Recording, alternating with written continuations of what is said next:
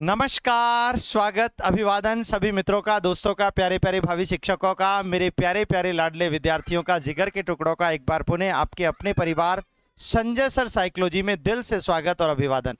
कैसे हैं मेरे मित्र, प्यारे बच्चे, भावी शिक्षक?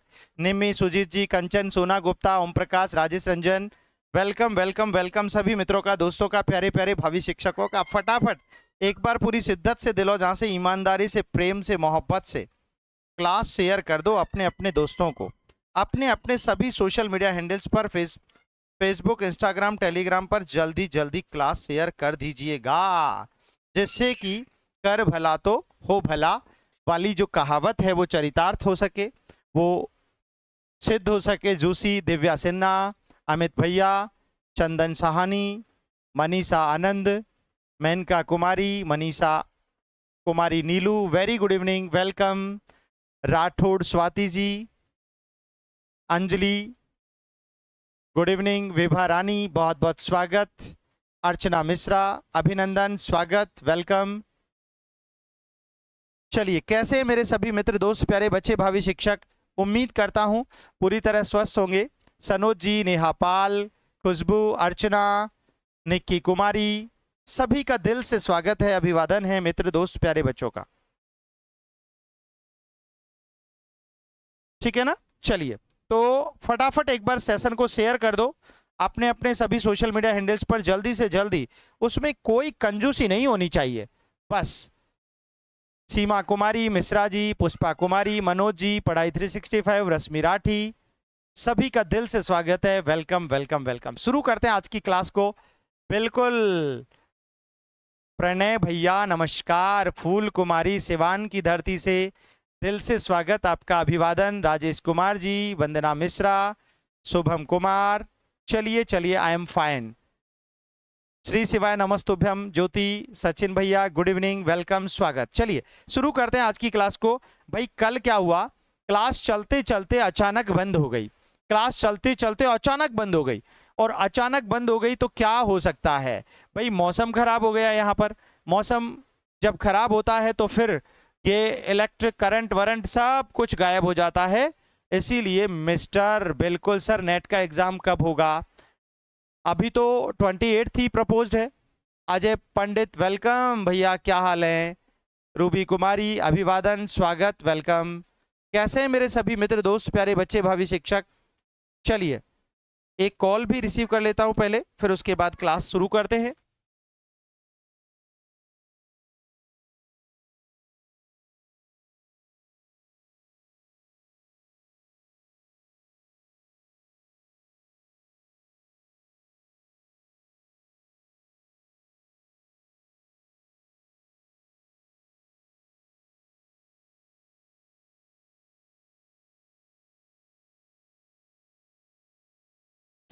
बिंदास तरीके से पढ़ लीजिएगा।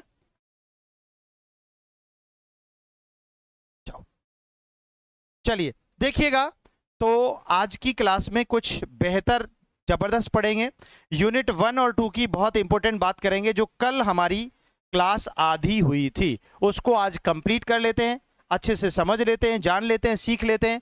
यूजीसी नेट के एस्पायरेंट्स जिनका भी एग्जाम है वो बहुत बिंदास इस मैथ सेशन के कारण बहुत अच्छा बेहतर कर सकेंगे, ऐसी मैं उम्मीद करता हूं।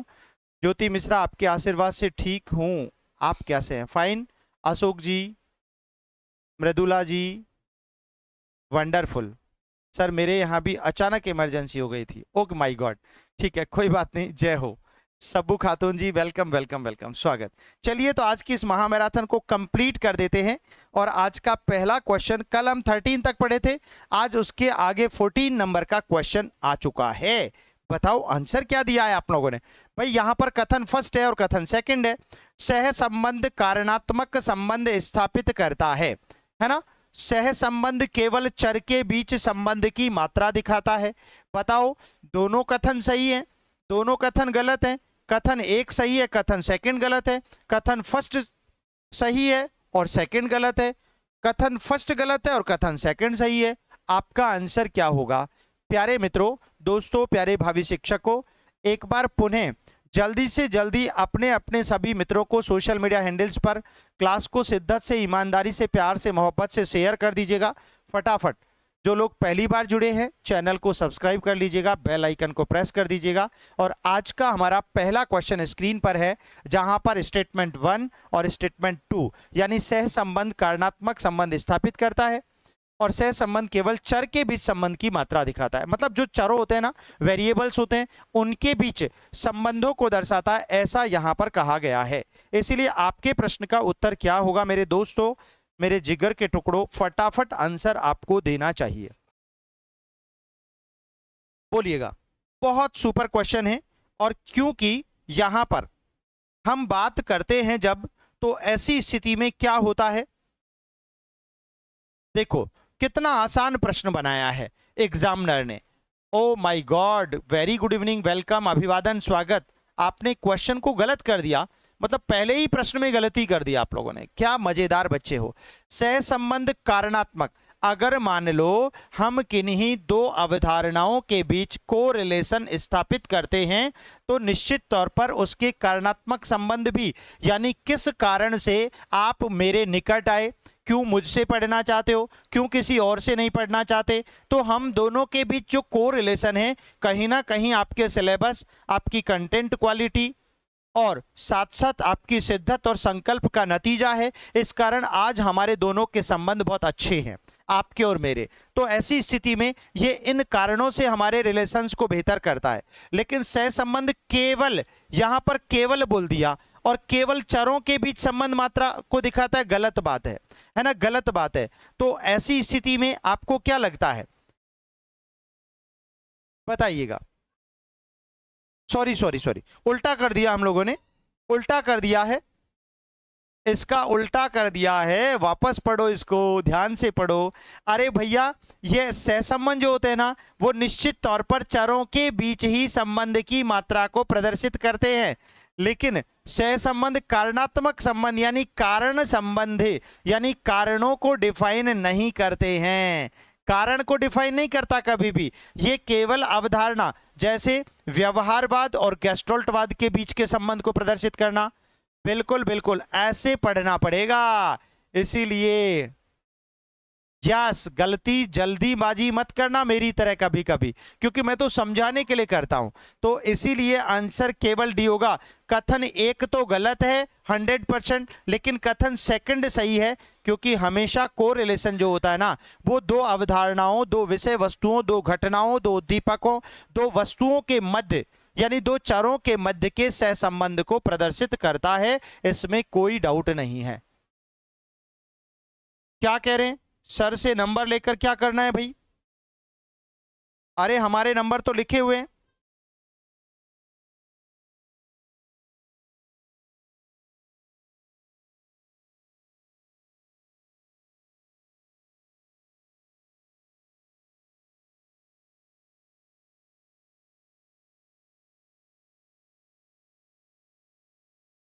चलिए, बिल्कुल स्वागत सभी मित्रों का, प्यारे बच्चों का, भावी शिक्षकों का। जी हाँ, तो आंसर क्या हो गया आपका, डी को लॉक कर दीजिएगा। अगला प्रश्न पढ़ो। नेक्स्ट क्वेश्चन है, निम्न में से कौन सा अन प्रायोगिक अनुसंधान का प्रकार नहीं है, यानी कि विच of the following is not a type of non experimental research. Non experimental research की बात हुई है, किसकी बात हुई है सर जी? आप मेरे को, ओके ठीक है, ठीक है, हम बाद में बात करेंगे सब बातें, आप बाद में बात करना अच्छे से, अभी आप पढ़ लीजिएगा, ठीक है।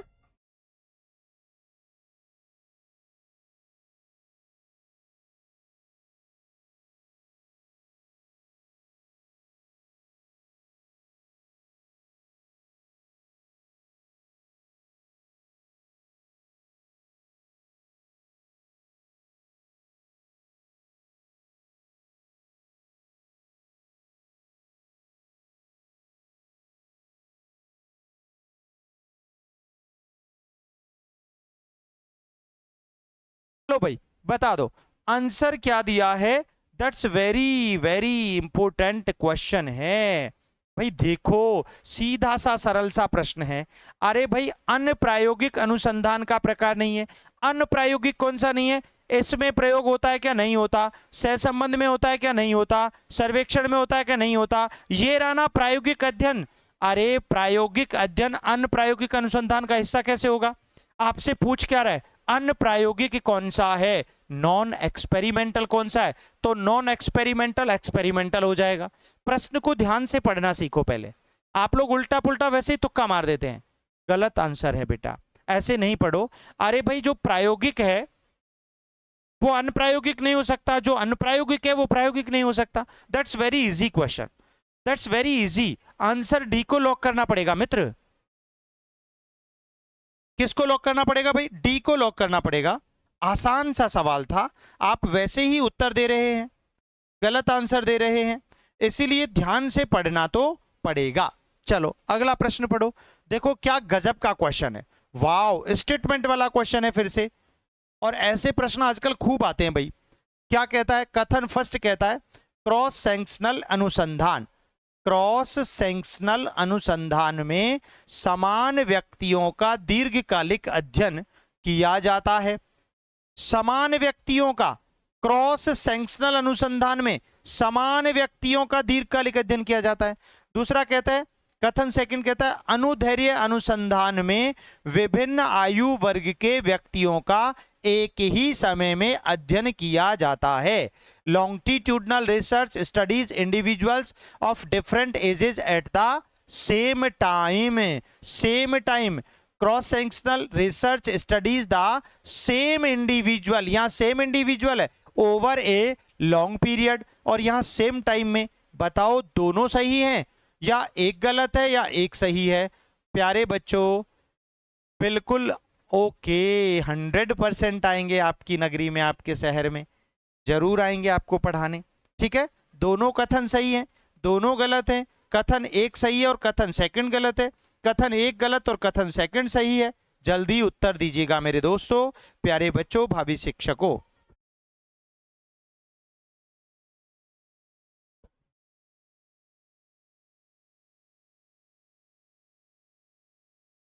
देखो गजब का प्रश्न था और गजब का उत्तर आपको पढ़ना है, और सभी मित्रों ने गलत आंसर दे दिया है। पता है क्यों दिया है?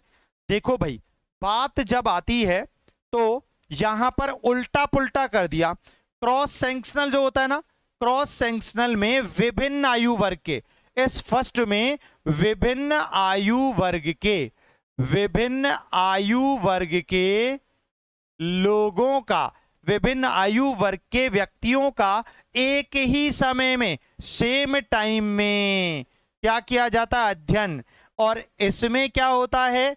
इसमें जो होता है अनुदैर्ध्य अनुसंधान में, यहां समान व्यक्तियों का, उल्टा कर दिया, यहां पर समान व्यक्तियों का, क्या समान व्यक्तियों का दीर्घकालिक अध्ययन किया जाता है।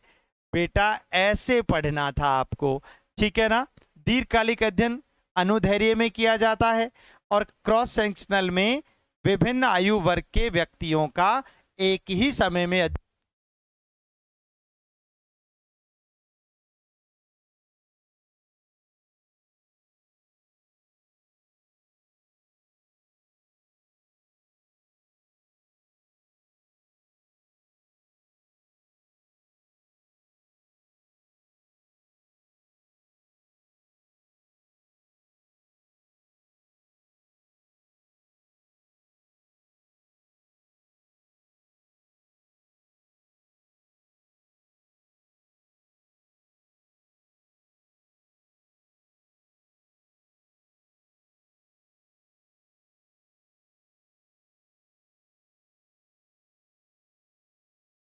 देखिए मित्रों, तो यहां पर दैट्स वेरी इंपॉर्टेंट, ये क्वेश्चन बहुत यूनिक है।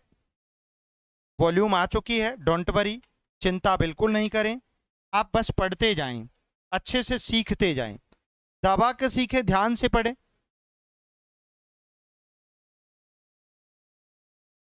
हाँ ये बात भी सही है सर जी, ऐसा ऐसा क्वेश्चन आ जाता है कि मोटिवेशन घट जाता है, कभी घटने मत दीजिएगा। ये मोटिवेशन ही तो आपकी जिंदगी का आधार है, ये आपकी ऊर्जा शक्ति है, ये आपकी प्रेरणा है। ये आपकी जीवन दायिनी है, ये आपको लक्ष्य प्राप्ति का मार्ग प्रशस्त करती है। सो motivation is the compulsory aspect of your target achievement segment. Okay friends, so this is very important. अच्छा क्वेश्चन था, तो बी को लॉक करके चलो, आंसर बी हो गया। अगला प्रश्न पढ़ो। निम्न में से कौन सा विवरणात्मक अनुसंधान का उदाहरण नहीं है, नहीं है पूछा है। केस स्टडी, प्राकृतिक अवलोकन, सर्वेक्षण विधि और प्रायोगिक अनुसंधान।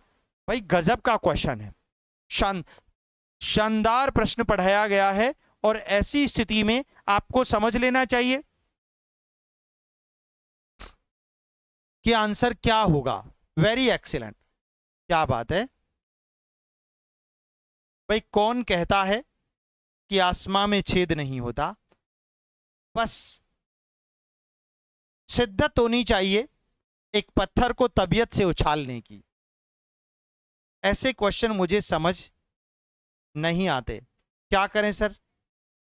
समझ में आएंगे आप जब बार बार प्रैक्टिस करोगे ना बेटा, 100% समझ में आएंगे। देखो इस बार फिर गलती हो गई है, हमारे बहुत सारे विद्यार्थी धुआंधार गलती किए जा रहे हैं। हम तो डूबेंगे सनम, लेकिन तुम्हारे साथ ही डूबेंगे, क्योंकि संजय सर की क्लास में जीने मरने का वादा जो कर लिया, साथ ही मरेंगे और साथ ही जिएंगे। अरे भाई ऐसा मत करो मेरे मित्र। एक्सपेरिमेंटल मेथड में क्या होता है? विश्लेषण होता है, विश्लेषण होता है और नियंत्रण होता है, विश्लेषण और नियंत्रण होता है। इस कारण इसमें विवरणात्मक, इसमें तो पूरे के पूरे उस बालक या व्यक्ति के पूरे जीवन के इतिहास का विवरण शामिल होता है, बिल्कुल होता है। और प्राकृतिक अवलोकन यानी कि आप नेचुरलिस्टिक ऑब्जर्वेशन करोगे, तो उसमें भी क्या करोगे? पूरे विवरण के साथ। बच्चा कौन से वातावरण में रहता है, इसके माता पिता कौन है, माता पिता की भाषा क्या है, माता पिता किस संस्कृति में रहते हैं, उनका खान पान क्या है, उनकी संस्कृति सभ्यता क्या है, पूरा विवरण देखोगे। यहां पर भी देखोगे ना पूरा विवरण, 100% देखोगे। ओके बेटा, जिनका सही है 30 मार्क आने। और सर्वेक्षण विधि, ये तो हम लोगों ने बात ही कर ली थी कि सर्वेक्षण विधि में निश्चित तौर पर क्या होता है कि एक कंट्रोल्ड कॉन्सेप्ट होता है, मतलब यह है निश्चित तौर पर विवरणात्मक अनुसंधान, यह भी है, बिल्कुल है। इसमें भी विवरण प्राप्त होता है।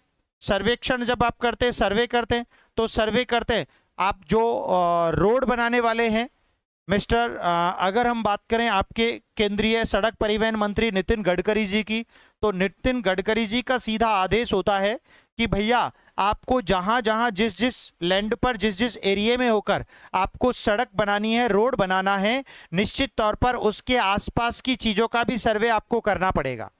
आसपास किसी का ट्यूबवेल तो नहीं है ना, किसी का घर तो नहीं है, और अगर है तो उसको मुआवजा देना पड़ेगा। तो इन सब चीजों को ध्यान में रखते हुए उस कार्य प्रणाली को पूरी शिद्दत से सफलतम बनाया जाता है। इसलिए पूरा विवरण, पूरा ब्यौरा चेक किया जाता है। यस और नो? बिल्कुल 100%, ठीक है ना? परफेक्ट। चलिए, तो यहां पर एक्सपेरिमेंटल मेथड में ऐसा नहीं होता। यहां पर तो विश्लेषण प्राप्त होता है, हम जिसका एक्सपेरिमेंट कर रहे हैं उसको अच्छे से विच्छेदित करके देखते हैं, या फिर निश्चित तौर पर इसमें कंट्रोल्ड एनवायरनमेंट होता है, और इनमें किसी में भी कंट्रोल नहीं होता, कंट्रोल्ड होता ही नहीं है, ठीक है ना? कंट्रोल बिल्कुल नहीं होता है, इसीलिए ध्यान से पढ़ना तो पड़ेगा। क्लियर है क्या बात? डी को लॉक करके चलना पड़ेगा। अगला प्रश्न आपको देना है माय डियर, इसमें तो आपको मिलान करना है और इसमें अंग्रेजी ज्यादा है। निम्न में सैंपलिंग तकनीकों का उनके लक्षणों से मिलान कर दो। भैया random sampling, equal chance for all, या फिर हाँ stratified sampling based on specific सब groups, convenience sampling based on researcher availability, systematic sampling, selected and regular intervals। Answer आपको ढूंढना है नीचे, ठीक है ना? ये दिया हुआ। चलिए मैं जब तक एक बार अपने मोबाइल फोन को चार्जिंग पिन में इंसर्ट कर देता हूं।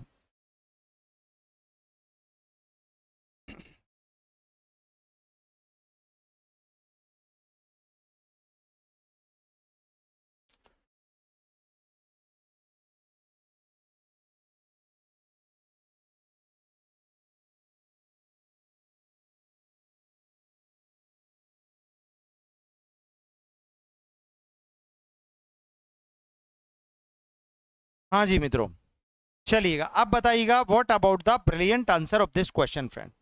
क्या बात है, क्या बात है, क्या बात है, शाबाश। तो आंसर क्या होगा?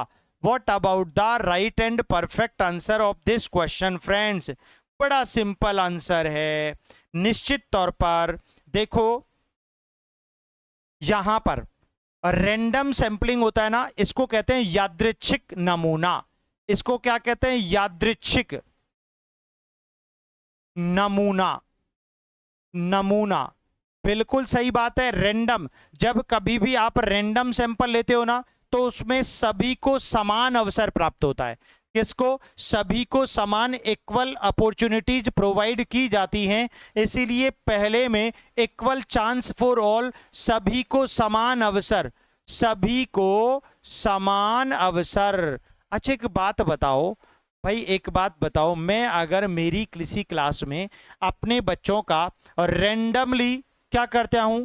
ऑब्जर्वेशन करता हूं। यूजीसी नेट के बारे में क्लास के लास्ट में डिटेल से बताइएगा sir ji please. Oh my dear, 100% बताएंगे। आप काहे को चिंता करते हो?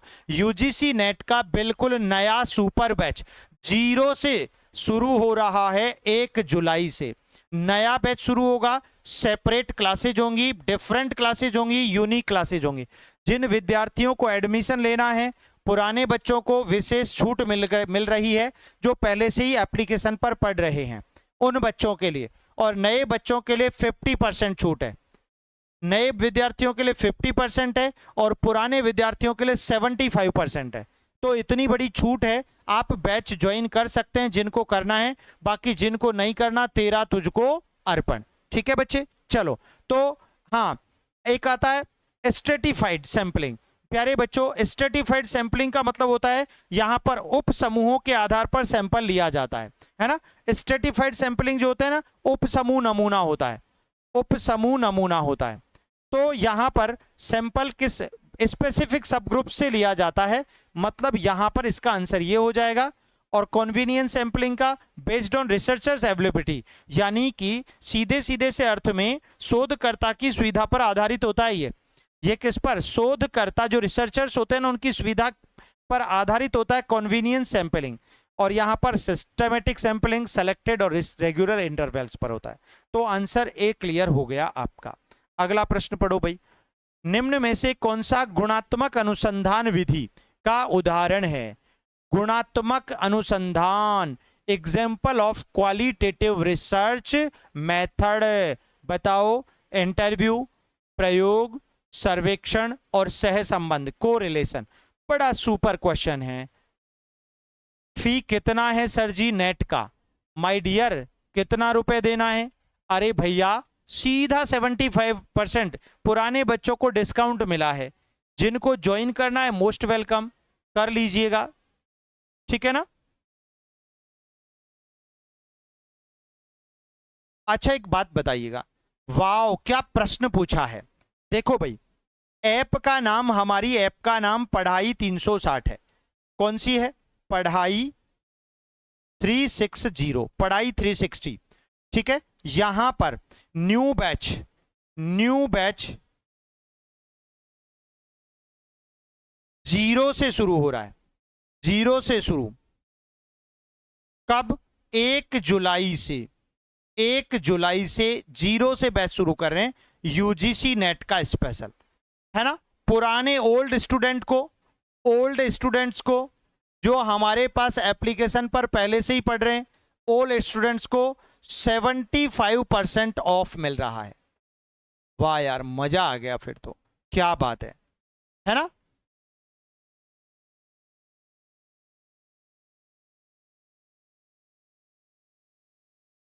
जी बिल्कुल, चलिए फटाफट ज्वाइन कर लो बैच को। देखिएगा, मतलब बड़ी गजब की बात है। तो निम्न में से कौन सा गुणात्मक अनुसंधान विधि का एग्जाम्पल है? बताओ मित्रों। अच्छा प्रश्न है। यहां पर साक्षात्कार, प्रयोग, सर्वेक्षण, सहसंबंध। ठीक है ना।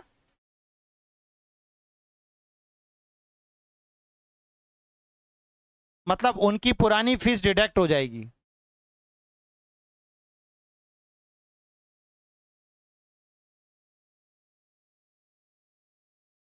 कितने में 75? 10,000 का 75, ठीक है ना?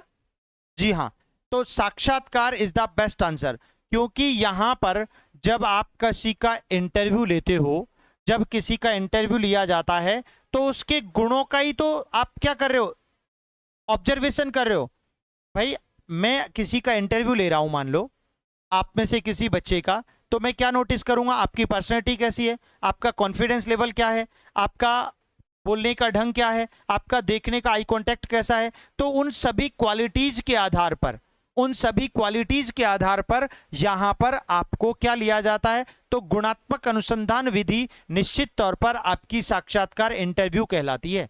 क्या कहलाती है? इंटरव्यू। क्योंकि प्रयोग तो कंट्रोल्ड एनवायरनमेंट में होता है, और कंट्रोल में तो बच्चे को समझ में आ जाएगा, सर जी कब तक 75% ऑफ है। बेटा ये पुराने बच्चों के लिए 75% ऑफ केवल 1 जुलाई से पहले पहले है, उसके बाद नहीं होगा, उसके बाद सॉरी, ठीक है ना, उसके बाद बिल्कुल सॉरी है। तो पुराने विद्यार्थी जिनके पास बीपीएससी या एस्टेट का बैच है, बीपीएससी का बैच है, यूपीपीजीटी का बैच है, या झारखंड माध्यमिक आचार्य का बैच है, या फिर एचपीएससी का बैच है और वो यूजीसी नेट करना चाहते हैं, तो उनको 75% ऑफ मिल जाएगा। ठीक है बेटा, बिल्कुल मिल जाएगा यूजीसी नेट के बैच में। समझ में आई बात? चलो देखो, तो यहां पर आंसर क्या हो गया, साक्षात्कार।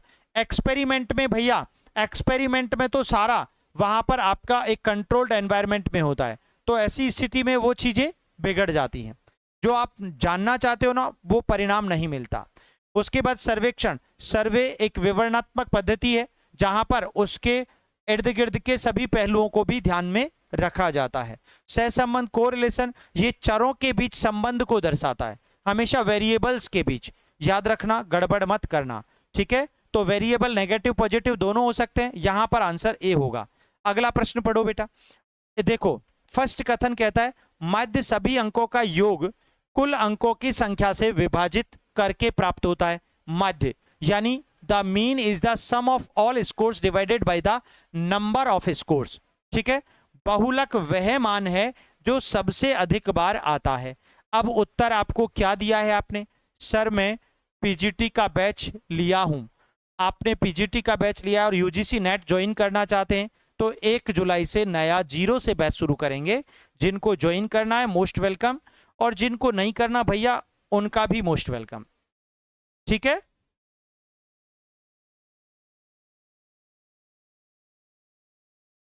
ठीक है ना भाई, बिल्कुल 100% इसमें दोनों ही कथन सही है।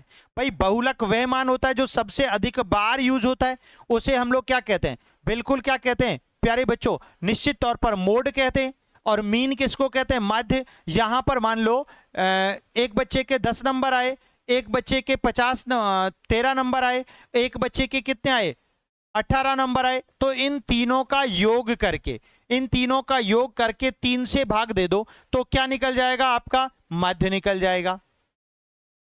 क्या निकल जाएगा, माध्य। और एक ही डिजिट अगर बार बार यूज किया गया है तो वो बहुलक बन जाता है। तो उत्तर क्या हो गया, दोनों सही हैं, यानी कि आंसर क्या हो गया, ए हो गया। अगला प्रश्न पढ़ो मित्र। निम्न मनोवैज्ञानिकों का उल्लेख का उनके योगदान से मिलान करो। भाई गजब का प्रश्न है। Wilhelm Wundt, father of structuralism.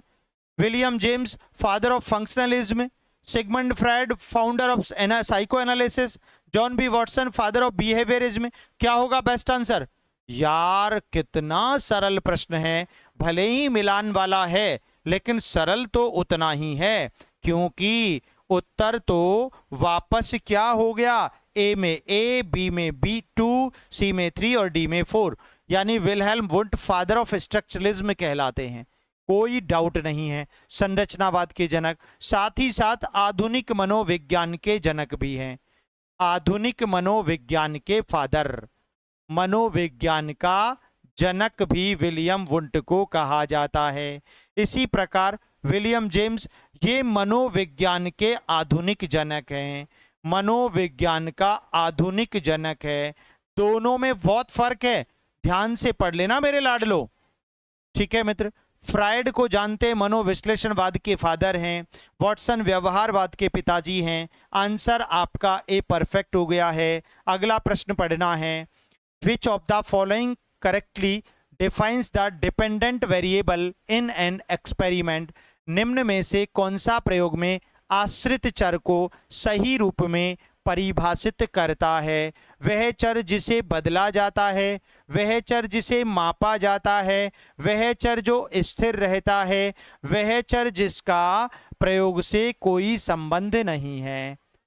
सही रूप में क्या पूछा है? अरे भाई होने को तो यहां पर कई ऑप्शन जो है ना वो आपके डिपेंडेंट वेरिएबल के पार्ट हैं, हिस्सा हैं, भाग हैं प्यारे बच्चों। और जो जिन मित्रों ने, लाडलों ने, प्यारे भावी शिक्षकों ने अभी तक दिल से शिद्दत से एक भी बार क्लास को अगर शेयर नहीं किया है ना, तो वो सीधी सीधी नाइंसाफी है। क्या है? नाइंसाफी है। जी हाँ, वेलकम, स्वागत, अभिवादन। देखिएगा, बिल्कुल भाई, आंसर आपका क्या हो जाएगा? अरे वह चर जिसे मापा जाता है। और मापा किसको जाता है? हमेशा बालक की क्या? प्रतिभा को, बालक के व्यक्तित्व को, बालक की क्रियाशीलता को, बालक की नॉलेज को, बालक की स्किल्स को, बालक के ज्ञान का, सबका मूल्यांकन किया जाता है। वही तो आश्रित चर है। आश्रित चर बेसिकली होता कौन है? बालक होता है। और उस बालक से रिलेट करते हुए दिमाग यहां पर लगवाता है आपसे एग्जामिनर। ठीक है ना? वह चर जिसे बदला जाता है। नहीं भाई, अगर आप बदलोगे तो निश्चित तौर पर, देखो थोड़ा सा इस प्रश्न में दिमाग जरूर लगाना था, है ना? जिसे बदला जाता है वह तो स्वतंत्र होता है। ठीक है ना? क्या होता है? स्वतंत्र होता है। और जो स्थिर होता है वो नियंत्रित होता है। ठीक है ना? कंट्रोल्ड होता है। अच्छा, बीपीएससी का कितना है सर? बीपीएससी का तो 50% ऑफर चल रहा है, आप ले लो फटाफट।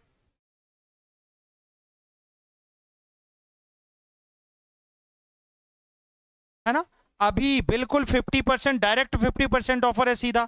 संजय 50 कूपन कोड लगाओ।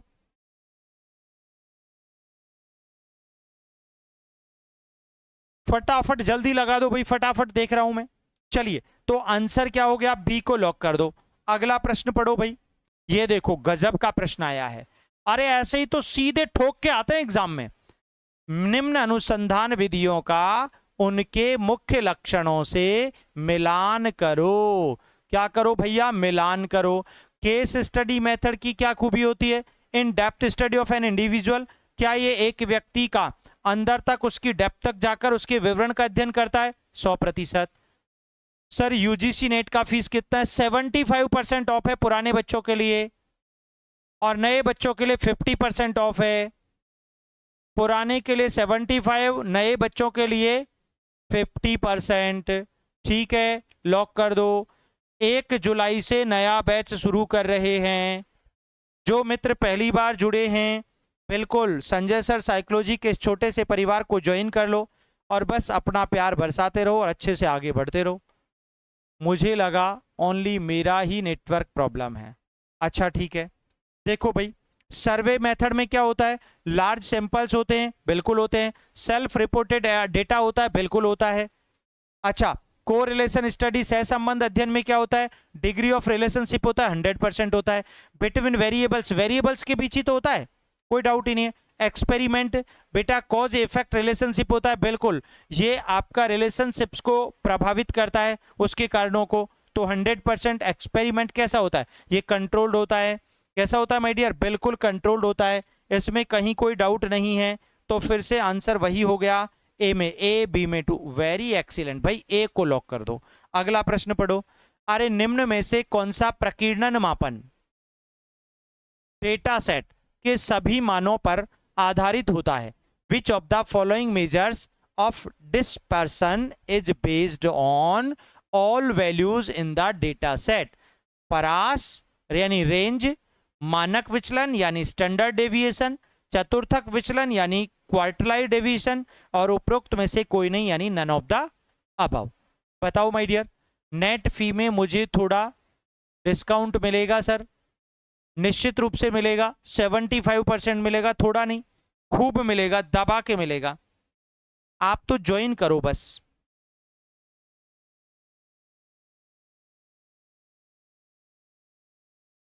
देखो, जब बात रेंज की आती है तो रेंज की बात आती है, रेंज की आती है, परास की बात आती है, तो यह अधिकतम और न्यूनतम पर आधारित होता है। अधिकतम, अधिकतम व न्यूनतम मापन पर आधारित होता है।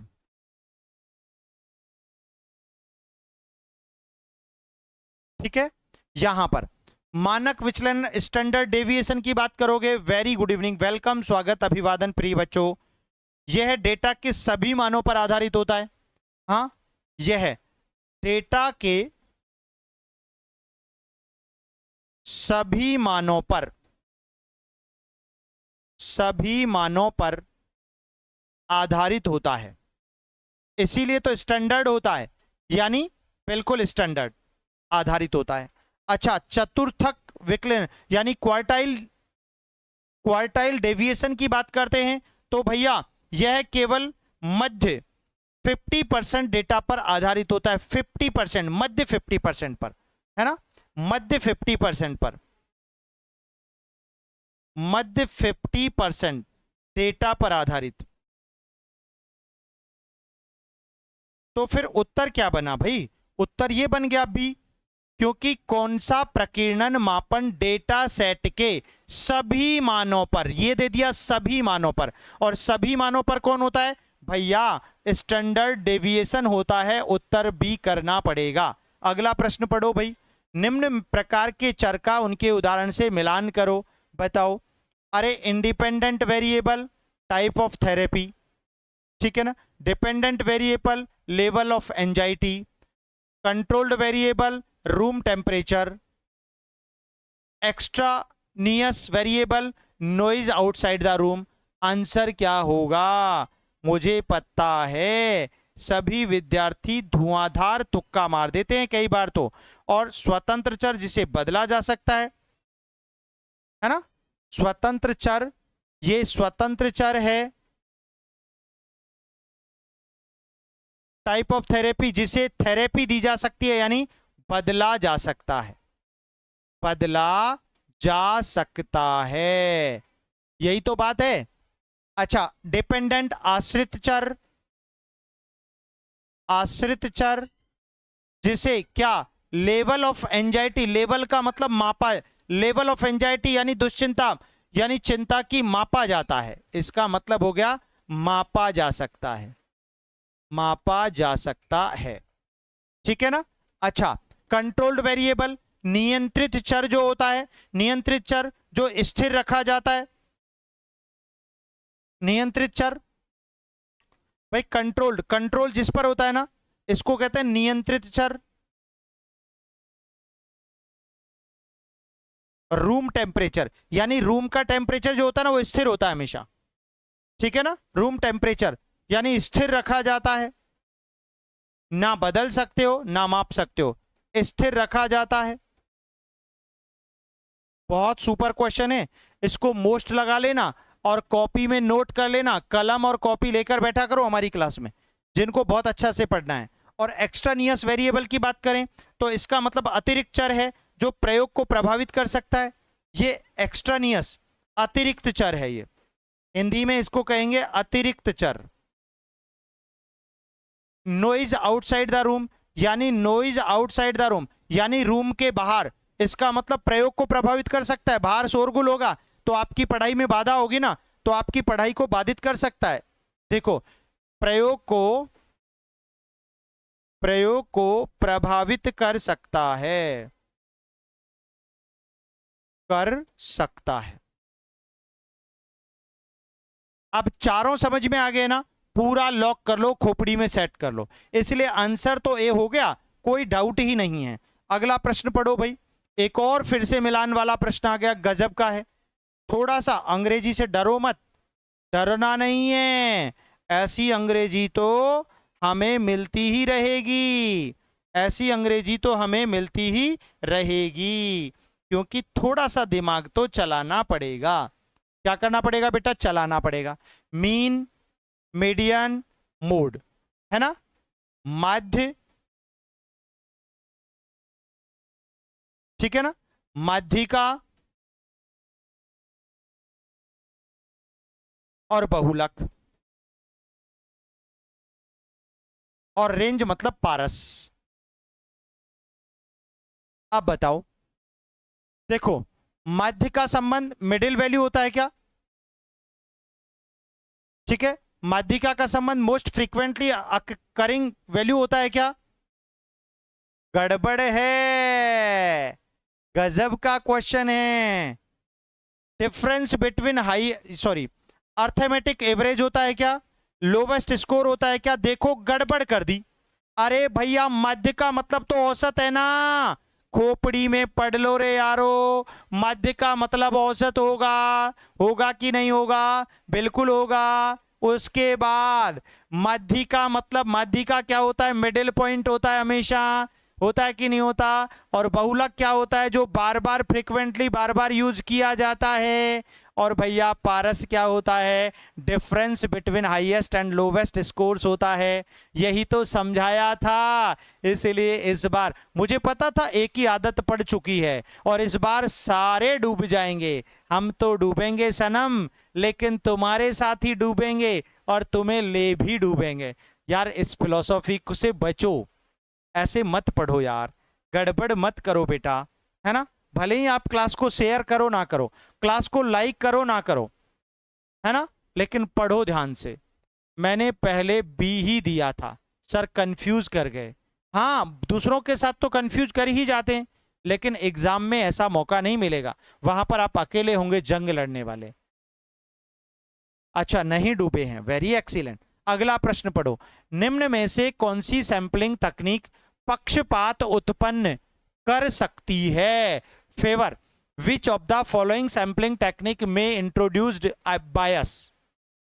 यादृच्छिक सैंपलिंग, स्तरीकृत सैंपलिंग यानी स्ट्रेटिफाइड, सुविधा सैंपलिंग यानी कन्वीनियंस सैंपलिंग, और व्यवस्थित सैंपलिंग यानी सिस्टमैटिक सैंपलिंग। बताओ, गजब का क्वेश्चन है, और ये प्रश्न हम ऑलरेडी आपको पढ़ा चुके हैं, उसके बाद आपसे पूछा है, अब बताना है आपको।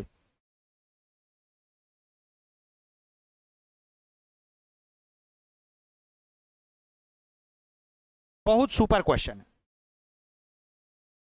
फटाफट बेस्ट और राइट आंसर आपको देना चाहिए, है ना? जो मित्र दोस्त प्यारे भावी शिक्षक अभी तक, अरे यार दिल से एक भी बार क्लास को शेयर नहीं किए हैं, ये तो बहुत गलत बात है। ये तो जिंदगी का सबसे बड़ा कष्ट है जो आप बार बार देते रहते हो। सर जी ये सब क्वेश्चन बीपीएससी में भी पूछेगा, 100% पूछेगा ना, सिलेबस में है तो पूछ सकता है, कुछ भी पूछ सकता है यार। आपको तो पढ़ना है, तैयार होना है बेहतर तरीके से, अपने आप को बस बना दो सुपर। अरे सैंपलिंग तकनीक पक्षपात उत्पन्न कर सकती है, कौन सी? अरे कन्वीनियंस सैंपलिंग, यानी यहां पर जो रिसर्चर है ना, यानी प्रेक्षणकर्ता जो है या अनुसंधानकर्ता जो है, वो अपनी सुविधा से क्या करता है?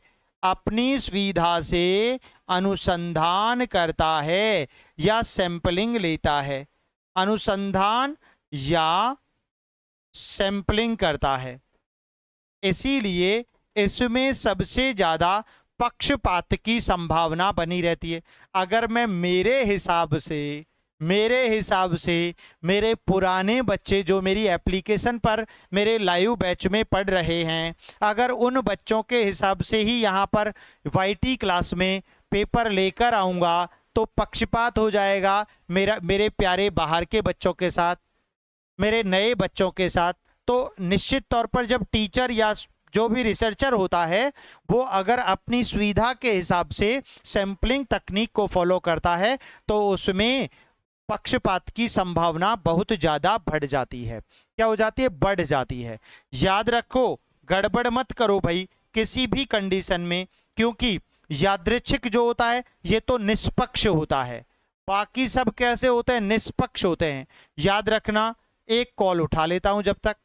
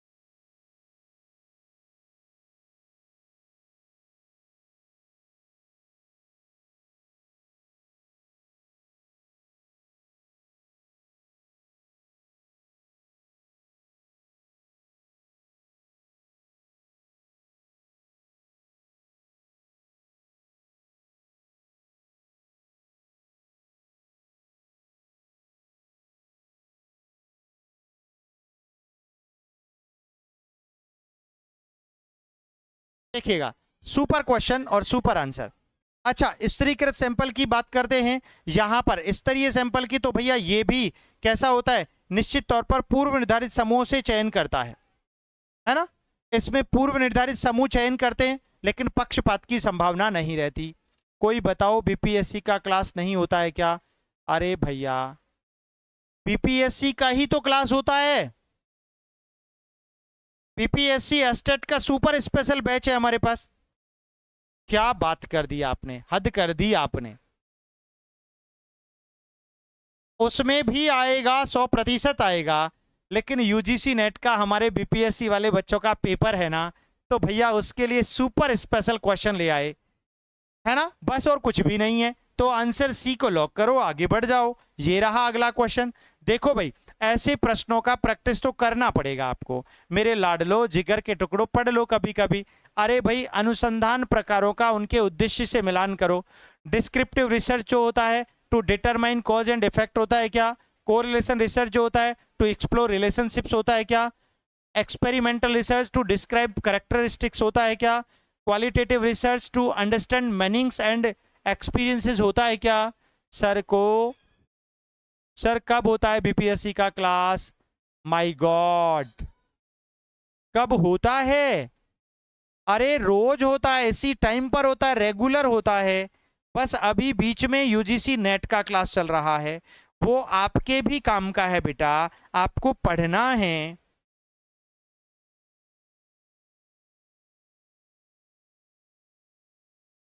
बिल्कुल 100% परफेक्ट है। और आपका जो पेड बैच होता है, एप्लीकेशन पर जो लाइव बैच होता है, वो सुबह 7 बजे होता है। कब होता है? सुबह 7 बजे होता है। और यूट्यूब पर इस टाइम पर होता है। अब यूट्यूब पर एक और नई क्लास आ रही है बहुत जल्द आप लोगों के लिए। इसी चैनल पर, इसी प्लेटफॉर्म पर मॉर्निंग टाइम में एक सुपर बैच ला रहे हैं भाई, बहुत अद्भुत बैच है ना। उसको आप ज्वाइन, उसको भी करना है, ठीक है। बाकी तो था की मर्जी। MA, O my God,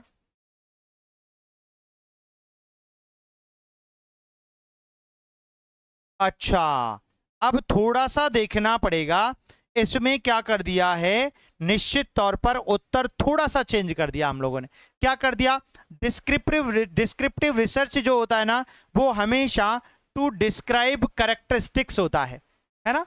descriptive research जो होता है, विवरणात्मक अनुसंधान जिसे कहते हैं, वो चीजों को यानी उनकी विशेषताओं को वर्णित करता है। 100% सही होगा, ठीक है ना। उसके बाद यहां पर देखिएगा, कोरिलेटिव रिसर्च, भैया ये तो आपका रिलेशनशिप्स को डिफाइन करता है ना, सहसंबंध अनुसंधान, निश्चित तौर पर इसमें ये हो जाएगा, कोई डाउट नहीं है। अच्छा, एक्सपीरियंशियल रिसर्च, अनुभवात्मक संधान की बात करोगे तो determine cause and effect. Effect आ गया ना, इफेक्ट का मतलब क्या होता है? आपका इमोशन होता है ना। और इमोशन का संबंध किससे होता है? आपके बिल्कुल एक्सपेरिमेंटल रिसर्च से हो जाएगा, ठीक है ना, क्योंकि वहां पर कंट्रोल्ड एनवायरनमेंट होता है। और क्वालिटेटिव की बात करोगे तो to understand meaning and experiences. Clear, समझ में आया? तो आंसर आपका ए परफेक्ट हो गया है। अगला प्रश्न पढ़ो। निम्न में से कौन सा एक अच्छी परिकल्पना का गुण नहीं है? अरे भाई, विच of the following is not a characteristic of a good hypothesis? Hypothesis बताओ, यह परीक्षण योग्य होनी चाहिए, यह खंडन योग्य होनी चाहिए, यह स्पष्ट और व्यापक होनी चाहिए, यह एक संबंध का पूर्वानुमान लगानी चाहिए। बताओ, सबसे सुपर क्वेश्चन आया है आज की क्लास का। कौन सा अच्छा गुण नहीं है? कौन सा आवश्यक? अरे वेरी एक्सीलेंट, मोस्ट एक्सीलेंट भाई, परफेक्ट है। एक अच्छी परिकल्पना का गुण कौन सा है? यह परीक्षण योग्य होनी चाहिए, बिल्कुल होनी चाहिए। क्योंकि यह खंडन योग्य होनी चाहिए, बिल्कुल होनी चाहिए। अरे भैया, यहां पर खंडन का मतलब है यह तो निश्चित तौर पर एक वैज्ञानिक गुण है। ये क्या है? ये तो वैज्ञानिक गुण है माय डियर, वैज्ञानिक गुण है। ठीक है ना? और नेक्स्ट, यह अस्पष्ट और व्यापक होनी चाहिए, अस्पष्ट नहीं होनी चाहिए। और परिकल्पना व्यापक भी नहीं होनी चाहिए, वरना तो क्या हो जाएगा, हम तो डूबेंगे सनम। फिर तो जिंदगी पड़ोसन के ख्यालों में ही जीती रहेगी। हाइपोथेसिस, परिकल्पना, उसी को तो कहते हैं, है ना मित्र? चलिए शाबाश। तो प्रतिभाशाली बच्चे जा चुके हैं क्या? आंसर सी हो जाएगा। अगला प्रश्न पढ़ो। हाँ, निम्न में से चर प्रकार, चर दिए हैं वेरिएबल्स, उनके सही परिभाषाओं से मिलान करना है। ये तो मैंने पढ़ा दिया। Nominal variable, categories without any order. Ordinal variables, categories without meaningful order. Interval variables, measured with equal intervals, no true zero. Ratio variables, measurable with equal intervals and true zero. बताओ आंसर क्या दिया है? गजब का प्रश्न है, आसान भी है। देखो, नाममात्र चर में कोई क्रम नहीं होता है ना? नाममात्र चर होता है ना, ये नाममात्र है, इसको नॉमिनल को कहते हैं नाममात्र चर। नाममात्र चर, इसमें कोई क्रम विदाउट यानी क्रम नहीं होता, क्रम नहीं होता, इसीलिए इसका ये बात बिल्कुल सही कहता है। ऑर्डिनल वेरिएबल की बात करें, अगर ऑर्डिनल वेरिएबल का मतलब सीधा सीधा सा होता है क्रम चर, इसमें क्रम महत्वपूर्ण होता है, जैसे रैंक, है ना, क्रम चर है ये। इसमें categories with meaningful order, order यानी क्रम बहुत जरूरी होता है ना, और वो भी मीनिंगफुल जरूरी होता है। उसके बाद इंटरवल वेरिएबल यानी अंतराल चर की बात करो यहां पर, तो इसमें अंतर समान होते हैं लेकिन वास्तविक शून्य नहीं होता, जैसे टेम्परेचर नहीं होता। अंतर समान होते हैं लेकिन जीरो यानी टेम्परेचर जीरो नहीं होता, यानी सीधे सीधे से अर्थ में यहां पर अंतर तो समान होते हैं लेकिन वास्तविक शून्य नहीं होता।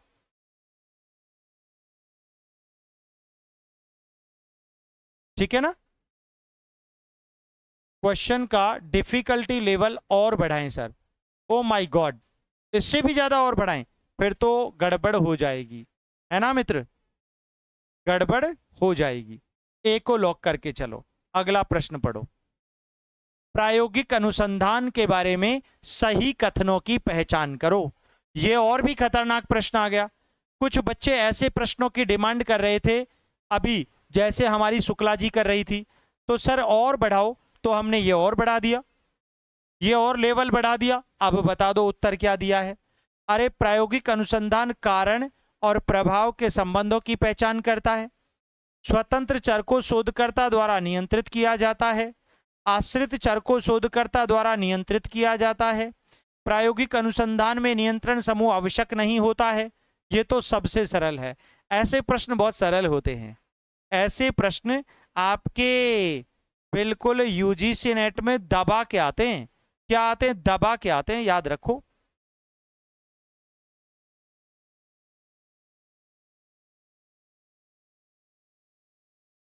हाँ भाई, शाबाश शाबाश शाबाश। अच्छा, प्रायोगिक अनुसंधान कारण और प्रभाव के संबंधों की पहचान करता है, 100% करता है। स्वतंत्र चर को शोधकर्ता द्वारा नियंत्रित किया जाता है, 100% किया जाता है, और उसे बदला भी जा सकता है, बदला भी जा सकता है, बदला भी जा सकता है। ये पढ़ लिया हमने, ये समझा दिया। लेकिन आश्रित चर शोधकर्ता द्वारा नियंत्रित होता है क्या? कभी। ओ माय गॉड, ध्यान रखो, प्रश्न क्या पूछा है? प्रायोगिक अनुसंधान के बारे में पूछ रहा है, और प्रायोगिक अनुसंधान इन पर संभव है, इन पर, आश्रित चर पर नहीं। प्रायोगिक अनुसंधान में नियंत्रण समूह आवश्यक नहीं होते, होते हैं। गड़बड़ कर दी, इसीलिए उत्तर ए एंड बी होगा। आश्रित चर को नियंत्रित नहीं किया जाता, मापा जाता है। बताया था मापा जा सकता है, समझाया था, फिर भी गड़बड़ कर दी। नियंत्रित नहीं होता, मापा जाता है, ठीक है ना। इसमें नियंत्रण समूह आवश्यक होते हैं, जरूरी होते हैं, इसीलिए प्रश्न का उत्तर ए एंड बी सही है, यानी 2 विकल्प सही हैं और 2 गलत हैं। ऐसे प्रश्नों में आता है मजा, और सीधे यूजीसी नेट में छाप के आते हैं बच्चे, छाप के आते हैं। अगला प्रश्न फिर ऐसा ही आ गया, एक और प्रश्न है, दबा के करो। सहसंबंध अनुसंधान का पूछा है इस बार। कोरिलेटिव रिसर्च के बारे में सही कथनों की पहचान करो। बताओ, सहसंबंध का कारण और प्रभाव स्थापित कर सकता है। सहसंबंध चरों के बीच संबंध की मात्रा मापता है। सहसंबंध सकारात्मक नकारात्मक हो सकता है। सहसंबंध कारणता का संकेत नहीं देता है। लाडलो, उत्तर आपको देना पड़ेगा। किसको देना पड़ेगा? आपको। गजब का प्रश्न है, सुपर डुपर हिट प्रश्न है।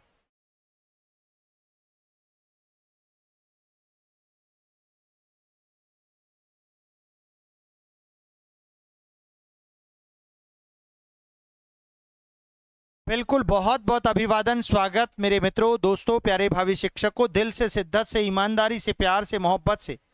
भाई, प्रतिभाशाली बच्चे नहीं पढ़ रहे ना अपनी क्लास में, जरूरत भी नहीं है उनकी। तुम तो अच्छे से पढ़ो, बिंदास पढ़ो, धमाकेदार अंदाज में पढ़ो, और क्लास को अपने सभी मित्रों तक तूफानी अंदाज में शेयर भी करो। जो नहीं करेंगे तो भैया क्या कर सकते हैं, उनका तो कोई उपचार ही नहीं है ना। देखो, सहसंबंध कारण और प्रभाव स्थापित करता है। बेटा, सहसंबंध में कभी भी कारण नहीं होता, हमेशा चरों के मध्य को रिलेशन होता है, इसीलिए ये तो हो ही नहीं सकता, उड़ा दो। चरों के बीच, चर के बीच संबंध होता है क्या? जरूर होता है, मात्रा को मापता है। सहसंबंध सकारात्मक और नकारात्मक दोनों हो सकते हैं क्या? 100%। यार, मैंने अभी आपको कुछ देर पहले एग्जाम्पल समझाया था। अरे भाई, मेरा रिलेशन आपसे, जिस सिलेबस को लेकर आप मेरी क्लास में पढ़ रहे हो, उसमें मेरा वो पॉइंट ऑफ व्यू पॉजिटिव है, लेकिन कुछ बच्चे तब भी नेगेटिव कमेंट करके चले जाते हैं, उनको हम रोक ही नहीं पाते। क्या करें उनका? इसीलिए कहना पड़ता है, तेरा तुझको अर्पण, क्या लागत मेरा। मैं तो बोल ही देता हूं ये कहावत, इसीलिए तो बात है। तो सहसंबंध कारणता का संकेत नहीं देता, नहीं देता, कारण तो बताता ही नहीं है। ये भी सही है, ये भी सही है, ये भी सही है, तो बी सी डी हो गया ना। बी सी डी कहां है ऑप्शन? ये रहा, बी ऑप्शन है, बी सी डी, लॉक कर दो बी सी डी को। आसान प्रश्न था, थोड़ा दिमाग लगा के पढ़ लो। और भैया, इनको पढ़ लोगे ना, पता है आपको, ये पहला और दूसरा यूनिट है, पहला और दूसरा यूनिट है भाई, सुपर यूनिट है। दिल खोल के पढ़ो इसको, मजा आ जाएगा। अगला प्रश्न पढ़ो, ये फिर ऐसा ही प्रश्न है। यार, ऐसे प्रश्न गलत होंगे तो भाई मैं कह रहा हूं, माय गॉड। अनुसंधान में जनसंख्या और नमूना के बारे में सही कथनों की पहचान करो। भाई, identity the correct statement about population and sample in research. बताओ, जनसंख्या का तात्पर्य अध्ययन के अंतर्गत आने वाले पूरे समूह से है। नमूना हमेशा जनसंख्या से बड़ा होता है। नमूना जनसंख्या के एक उपसमूह होता है। अच्छा जी, अब हम लोग मार्कर कुछ डिफरेंट ले लेते हैं, ये वाला ले लेते हैं, ठीक रहेगा। नमूना जनसंख्या का एक उपसमूह होता है, और उचित सैंपलिंग परिणामों की सामान्य।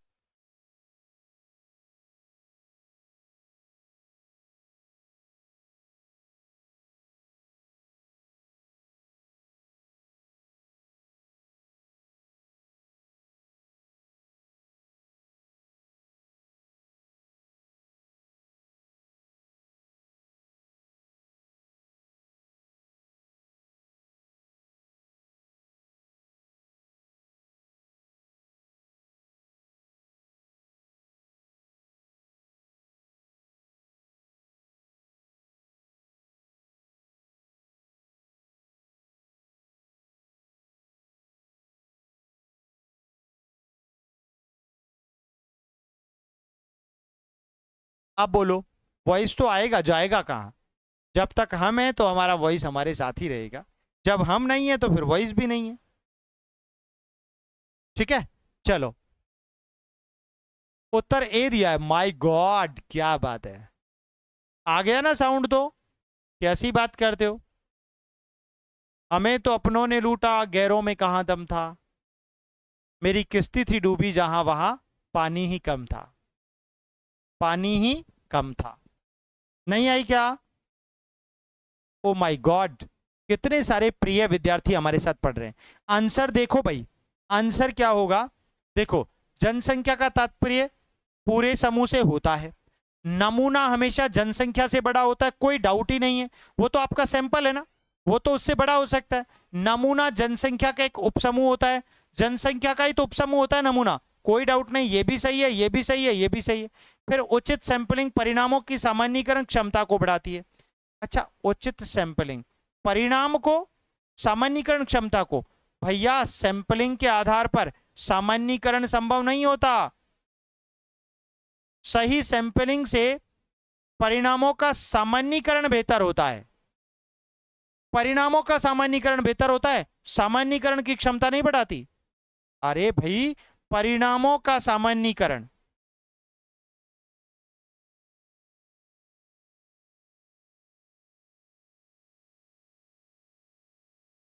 बेहतर होता है। क्यों होता है? क्योंकि देखिएगा, परिणामों में संगतता पाई जाती है, इसलिए होता है, कंसिस्टेंसी पाई जाती है।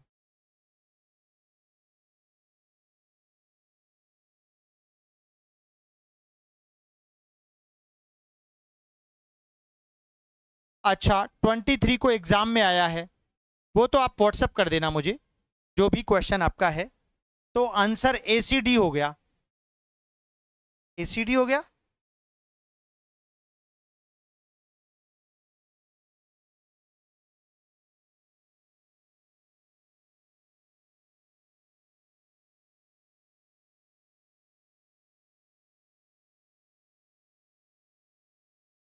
नहीं नहीं नहीं नहीं नहीं नहीं नहीं, ये भी गलत है ना, इसमें ये गलत पढ़ लिया ना अपन ने। ये नहीं होगा, नमूना हमेशा जनसंख्या से बड़ा नहीं होता है, नमूना जनसंख्या का एक उपसमूह होता है, उपसमूह होता है। ये गलत है, बी नहीं होता इसमें, एसीडी ही उत्तर सही है। परफेक्ट है भाई, परफेक्ट है।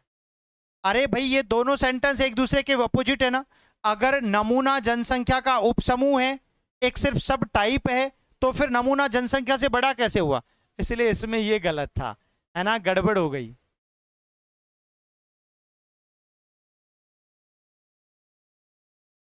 कहां से लाइव ले रहे हैं? अपने स्टूडियो से ले रहे हैं, अपने घर से ले रहे हैं, अपने बच्चों के बैच को पढ़ा रहे हैं। सही है ना बात? चलो, तो आंसर क्या हो गया भैया? एसीडी। अगला प्रश्न पढ़ो, एक और खतरनाक प्रश्न आया। बोलो मित्र। वर्णनात्मक अनुसंधान, भैया identify the correct statement regarding descriptive research. क्या पूछ रहा है? डिस्क्रिप्टिव रिसर्च के बारे में सही कथनों की पहचान करो। वर्णनात्मक अनुसंधान किसी जनसंख्या की विशेषताओं का वर्णन करता है। वर्णनात्मक अनुसंधान कारण और प्रभाव को निर्धारित करता है। सर्वेक्षण और अवलोकन वर्णनात्मक अनुसंधान के उदाहरण है। वर्णनात्मक अनुसंधान क्या प्रश्न का उत्तर देता है, क्या वाले प्रश्न का, क्यों का नहीं देता? उत्तर ढूंढना है आपको। गजब का प्रश्न है मित्र, सुपर क्वेश्चन है। देखो, गजब का प्रश्न था और इसमें एक ही गड़बड़ कर दी। इसमें एक ही गड़बड़ कर दी। जल्दी बताओ, फटाफट बता दो।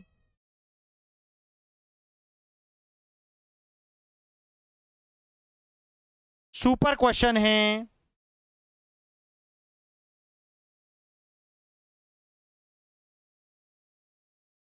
और फिर से हमारे किस राज्य से क्लास ले रहे हैं?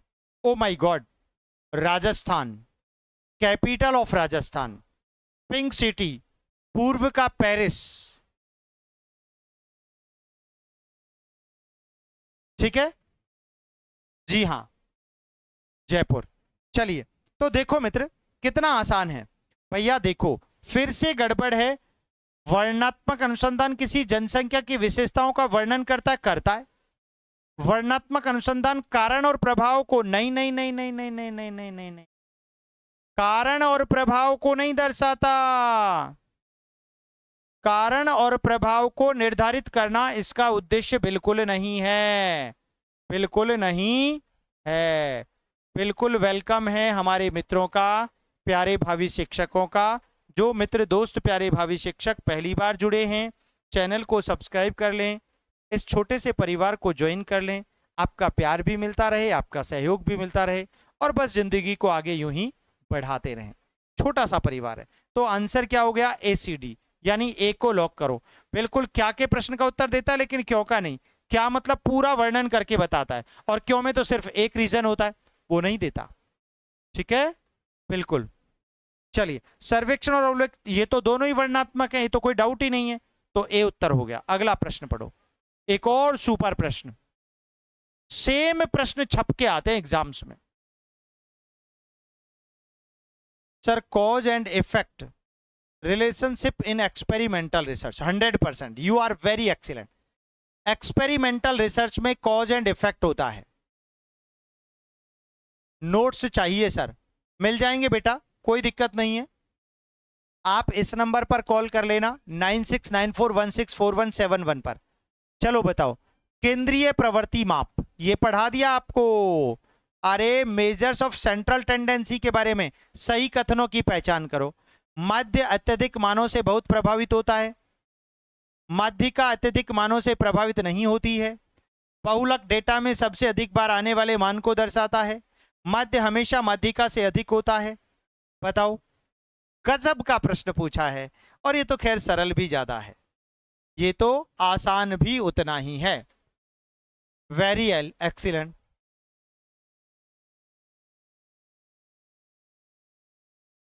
अच्छा, आपको ऐप में कुछ समझ में नहीं आया, वहां पर बहुत से कोर्स हैं, तो फिर आपके पास संजय सर के नंबर भी तो है मेरे बच्चे। 9694164171। जब आप को पढ़ना ही हमसे है, जब आप निश्चित तौर पर हमारी अपेक्षाओं पर खरे उतरते हैं, तो फिर दिक्कत क्या है? आप बात कर सकते हो। और रही बात, आपको बैच लेना कौन सा है, उस पे जाओ, बाय नाउ करो, अपना अपना जो भी बैच ज्वाइन करना है, यूजीसी नेट का, बीपीएससी का, यूपीपीजीटी का, झारखंड माध्यमिक आचार्य परीक्षा का, या फिर आपका बीपीएससी टीआरई 4 का, जो भी बैच ज्वाइन करना है उसको ज्वाइन कर लो जाके, और वहां पर संजय 50 कूपन कोड यूज कर लो। कितना सरल है यार। थोड़ा हिम्मत तो रखो, मेहनत तो करनी पड़ेगी, प्रयास तो करना पड़ेगा, शिद्दत समर्पण भी चाहिए होगा, तब जाकर जिंदगी सफल होगी। ठीक है मित्र, चलो। तो इसको तो, ये तो सबसे सरल प्रश्न है दुनिया का, इससे सरल प्रश्न कभी हो सकता है क्या? इससे हो सकता है क्या? अच्छा, माध्य अत्यधिक मानों से बहुत अधिक प्रभावित होता है 100%, क्योंकि माध्य निकाला ही एवरेज, माध्य का मतलब होता है औसत, और औसत हमेशा सभी का निकाला जाता है, कोई डाउट नहीं है, 100% सही है। अच्छा, माध्यिका अत्यधिक मानों से प्रभावित नहीं होती, नहीं होती, क्योंकि ये तो सेंट्रल पॉइंट होता है। ये तो क्या होता है? Central point. I will try again. अगर नहीं होता है तो आप मुझसे कॉल कर लेना इस क्लास के बाद बेटा। बिल्कुल, आज ही आपका बैच ओपन करेंगे, आज ही आपको अच्छे से पढ़ाएंगे। सर, आप अच्छा पढ़ाते हैं, आपको बहुत बहुत धन्यवाद, आपको बहुत बहुत प्यार। आप निश्चित तौर पर आज इस पहली बार इस परिवार में जुड़े हो तो आपका दिल से स्वागत है। ठीक है, चलिए। बहुलक डेटा में सबसे अधिक बार आता है। बहुलक, बहुलक का मतलब ही बहुत बार है, मोड, तो ये भी सही है, ये भी सही है। माध्य हमेशा माध्यिका से अधिक होता है। माध्यिका से अधिक माध्य कैसे हो सकता है? नहीं भैया, ये तो एवरेज होता है, तो गलत बात है। तो आंसर एबीसी, केवल एबीसी ए हो गया ना उत्तर। कितना सरल पढ़ते हो, कितना आसान प्रश्न है। अगला प्रश्न पढ़ो माय डियर। ये फिर से एक, वाव, ये तो मिलान वाला प्रश्न आ गया। अरे, निम्न मापन स्तरों का उनके लक्षणों से मिलान करो। बताओ, nominal scale, categories without order, ये तो अभी पढ़ लिया हमने, ये क्वेश्चन तो पढ़ लिया था। ऑर्डिनल इससे होता है, इंटरवल इससे होता है, और रेशो इससे होता है, ये तो पढ़ लिया था हम लोगों ने। ए उत्तर, रिपीटेड क्वेश्चन है, ये हमारा रिपीटेड क्वेश्चन है बेटा। अगला प्रश्न पढ़ो, ये अच्छा प्रश्न है। अनुसंधान की निम्नलिखित प्रक्रियाओं को सही क्रम में व्यवस्थित कीजिए। अनुसंधान की प्रक्रियाओं को करना है माय डियर, बोलो बेटा। जबरदस्त क्वेश्चन है भाई, अच्छा सा क्वेश्चन है। आंसर आप ही को देना है मेरे लाडलो प्यारे बच्चों, भावी शिक्षकों। देखो, इसमें आपको सही क्रम, यहां पर सीक्वेंस सेट करना है। डेटा संग्रहण, परिकल्पना निर्माण, समस्या की पहचान, डेटा विश्लेषण। अब देखो, गजब का प्रश्न है यार। ये ऑप्शन ए है, ये ऑप्शन बी है, ये ऑप्शन सी है, ये ऑप्शन डी है, ऐसे ऑप्शन नहीं लिखे आगे। हाँ, चलो बताओ क्या होगा आंसर। देखो बेटा, अनुसंधान की प्रक्रिया में सबसे पहले हम क्या करते हैं? पहला नंबर समस्या की पहचान करते हैं। पहले नंबर पर क्या आएगा? समस्या की पहचान। भाई एक बात बताओ, जब आप problem, hypothesis, data, correlation data analysis, ठीक है, परफेक्ट है। देखो, तो पहले क्या की जाती है? समस्या की पहचान की जाती है। फिर उसके बाद पहचान करने के बाद आप क्या करोगे? कल्पना करोगे, परिकल्पना का निर्माण, यानी 2 नंबर आ जाएगा। फिर उसके बाद डेटा इकट्ठा करोगे, डेटा इकट्ठा करोगे और फिर लास्ट में उसका क्या कर दोगे? विश्लेषण कर दोगे। तो ये हो गया आपका 1 2 3 4, यानी सी, बी, ए और डी। कहां पर है? सी, बी, ए, डी, ये रहा, ए ऑप्शन है, ए ऑप्शन है। अगला प्रश्न पढ़ो। निम्न अनुसंधान डिजाइनों का उनके मुख्य लक्षणों से मिलान करो। अच्छा, क्रॉस सेक्शनल डिजाइन ये भी पढ़ा दी थी मैंने। बताओ, different groups eight 1 point, longitudinal design, same group studied over time, experimental design, manipulation of variables, case study design, in depth study of individuals. बहुत प्यारा प्रश्न है ये भी। ये क्वेश्चन भी आज की क्लास में हम लोग बिल्कुल डिटो पढ़ चुके हैं और आंसर बिल्कुल सही है। ये भी रिपीटेड क्वेश्चन है, ये भी आपका रिपीटेड क्वेश्चन है, इसीलिए आंसर इसका भी ए में ए, बी में 2, सी में 3 और डी में 4। यानी क्रॉस सेक्शनल डिजाइन जो होता है वो डिफरेंट ग्रुप्स एट 1 पॉइंट, यानी कि सीधे सीधे से अर्थ में एक समय में अलग अलग समूहों का अध्ययन। इसका अर्थ क्या हो गया? एक समय में अलग अलग समूहों का अध्ययन जो किया जाता है। भाई एक समय में अलग अलग समूहों का अध्ययन,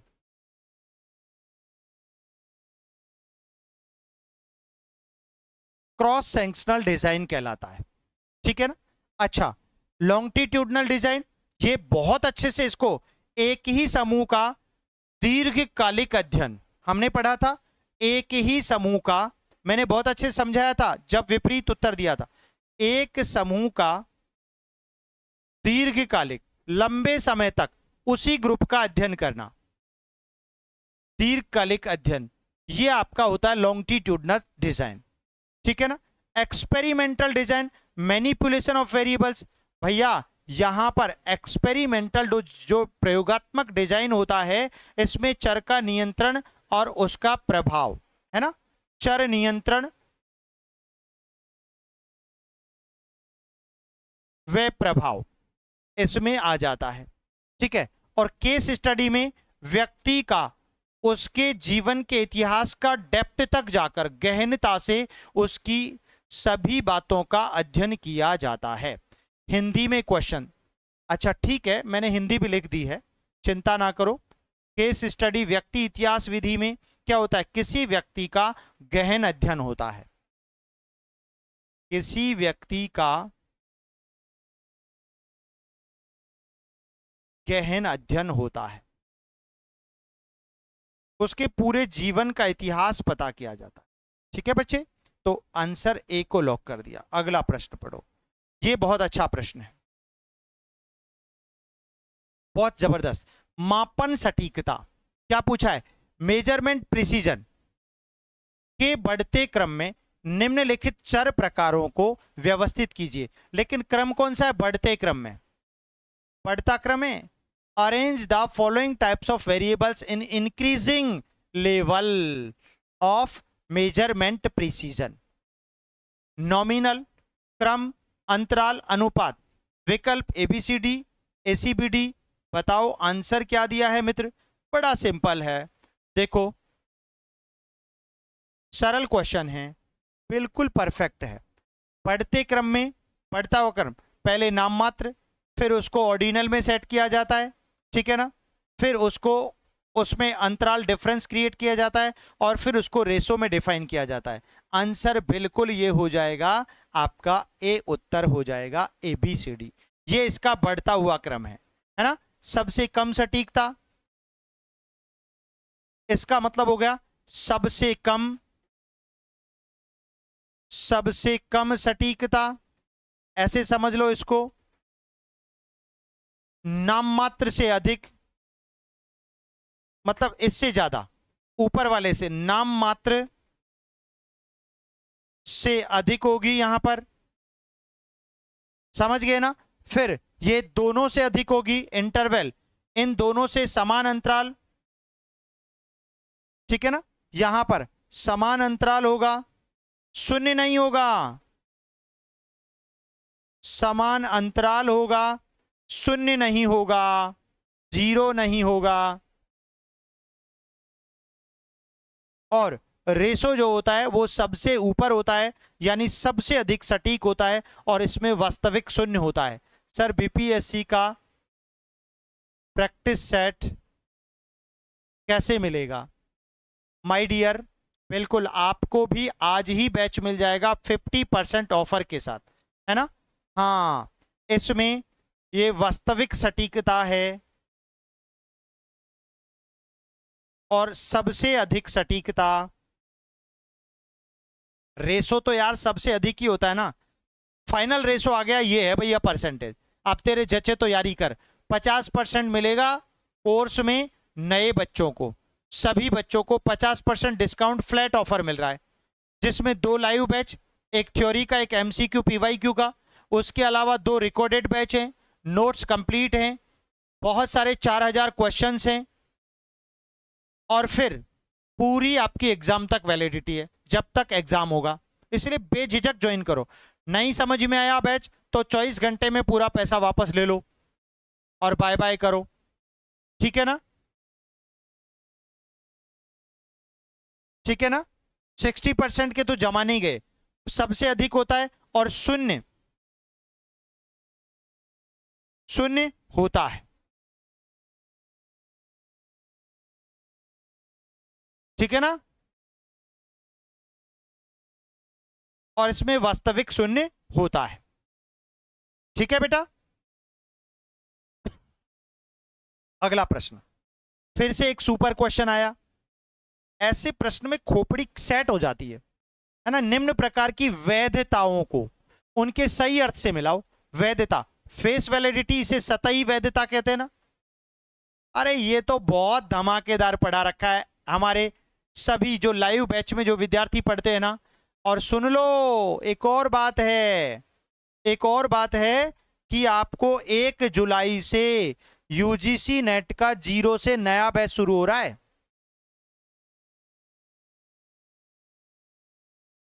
नया बैच शुरू हो रहा है, ध्यान रखना। ये देखो, हमारे प्रिय विद्यार्थी सब जानते हैं, है ना।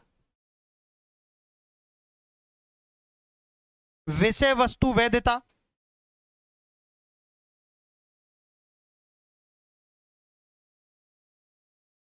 अच्छा विषय वस्तु वैधता में covers all aspects of the construct 100%, ये बात बिल्कुल सही है। अच्छा फेस वैलिडिटी में appears the measures what it should, 100% सही है। सतही वैधता में क्या होता है, सतही रूप से उपयुक्त लगना होता है, सिर्फ बाहरी रूप से। संपूर्ण विषय वस्तु का समावेश होता है कंटेंट वैलिडिटी में। और क्राइटेरियन वैलिडिटी में क्या होता है, बाह्य मानकों से संबंध होता है ना। यानी क्राइटेरियन वैलिडिटी जो होती है ना, बाह्य मानकों से संबंध।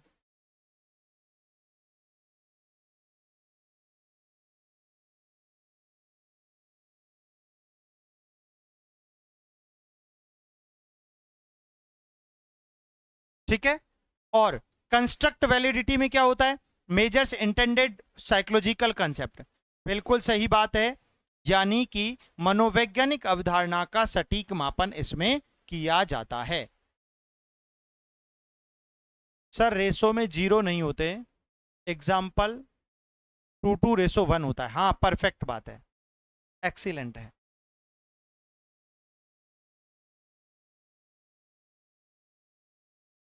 पहले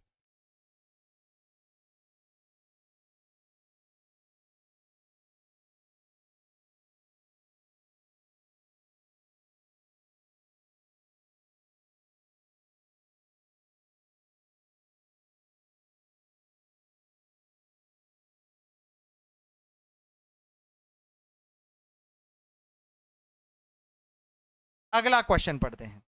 तो इसका बिल्कुल सही आंसर ए ही माना जाएगा ना, परफेक्ट है। अगला प्रश्न पढ़ो भाई। ओ माय डियर, ये तो प्रश्न ही अजीब है, थोड़ा सा ऊपर आना पड़ेगा क्या। हाँ ऑप्शन इसके यहां पर है, निम्नलिखित त्रुटि प्रकारों का उल्लेख उनके विवरण से मिलान करो। टाइप 1 एरर, परिकल्पना को गलत रूप से अस्वीकार करना, सत्य शून्य परिकल्पना को, सत्य शून्य false rejection of true null hypothesis, सत्य शून्य परिकल्पना को गलत रूप से स्वीकार करना टाइप 1 एरर होता है। टाइप सेकंड एरर, गलत शून्य परिकल्पना को अस्वीकार करने में विफल होना। सैंपलिंग एरर, सैंपल जनसंख्या का पूर्ण रूप से प्रतिनिधित्व नहीं करना। और मेजरमेंट एरर, आपका मापन प्रक्रिया में अशुद्धि। उत्तर बता दो क्या होगा। आंसर सरल है, प्रश्न भी सरल है और बहुत अच्छा क्वेश्चन, वापस वही उत्तर होता है। सत्य शून्य परिकल्पना को गलत रूप से अस्वीकार करता है, सत्य शून्य परिकल्पना को गलत रूप से अस्वीकार करता है। ये टाइप एरर बिल्कुल 100% सही है, कोई डाउट नहीं है।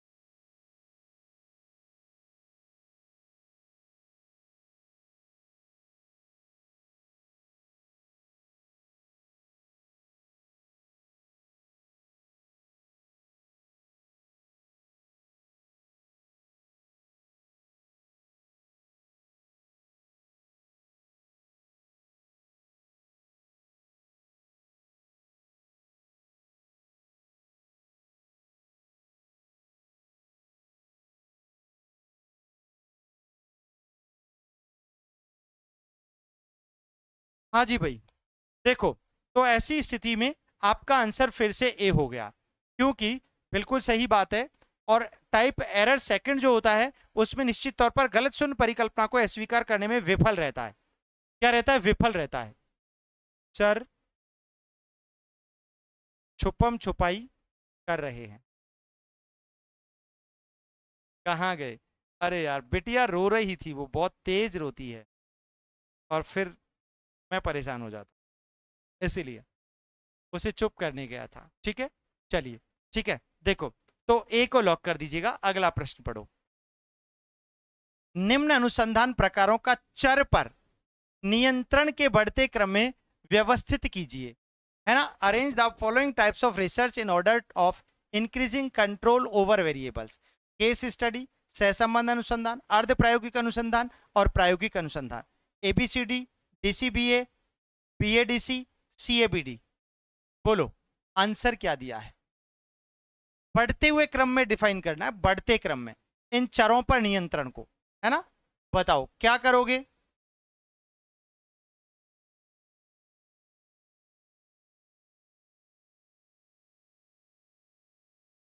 देखो इसमें केस स्टडी में सबसे कम नियंत्रण, सबसे कम नियंत्रण, नियंत्रण तो होता ही नहीं है वैसे तो, सबसे कम नियंत्रण। अगर नियंत्रण हो गया तो केस को स्टडी नहीं कर पाओगे, आप कर ही नहीं पाओगे किसी भी कंडीशन में, ठीक है ना।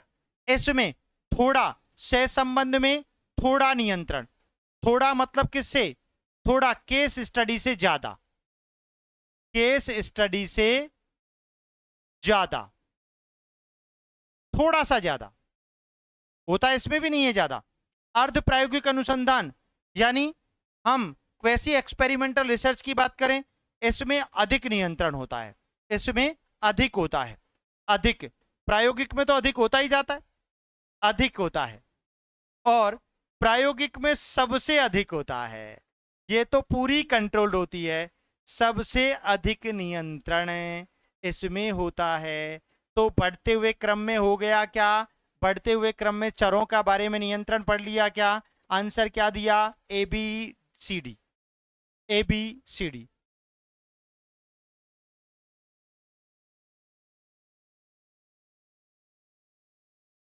हाँ कोई कंट्रोल ही नहीं होता। Oh my God.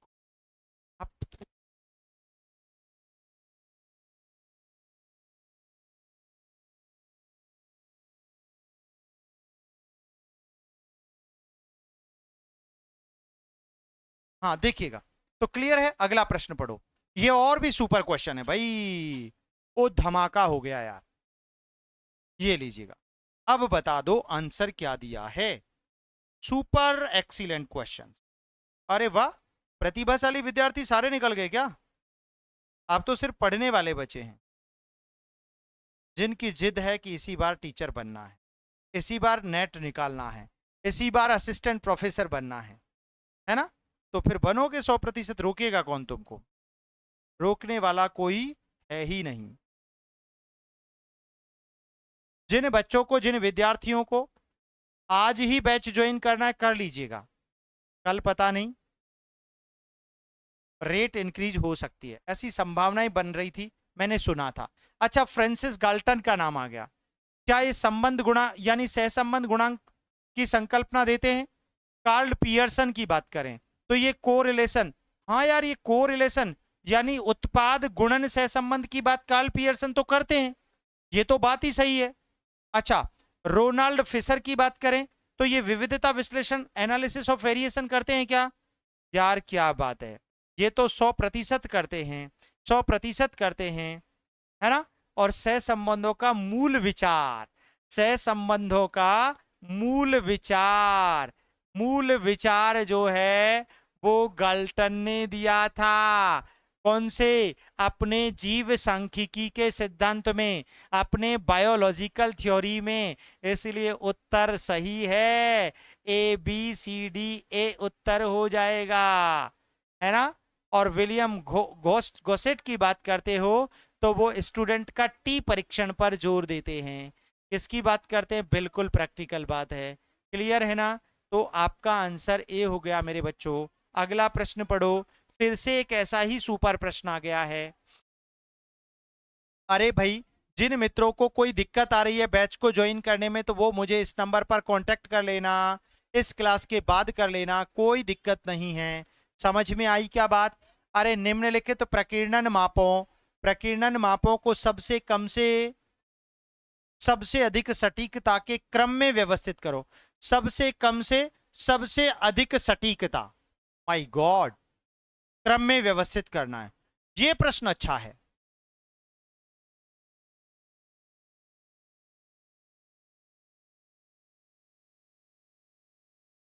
जी बोलिएगा, फटाफट बोलो भाई, क्या होगा आंसर परफेक्ट।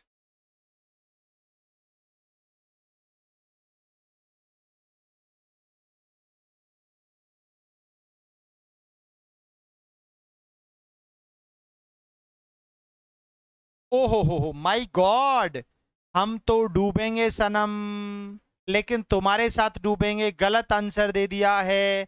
उत्तर तो ए बी सी डी ये रहा ना। ये सबसे कम सटीक, सबसे कम सटीक है, कम सटीक गणना करता है ये। मध्य सटीकता, मध्य सटीकता इसमें होती है, मध्य सटीकता होती है, इसमें उच्च सटीकता होती है। ये तो मानक विचलन, स्टैंडर्ड डेविएशन तो उच्च सटीक होते हैं ना, सटीकता होती है। और इसमें वेरिएंस में, विचरण में व्यापक सटीकता होती है, व्यापक सटीकता होती है। ठीक है, इसलिए उत्तर आपका बी होगा। इस बार बी में है एबीसीडी, पहले में तो एबीडीसी है।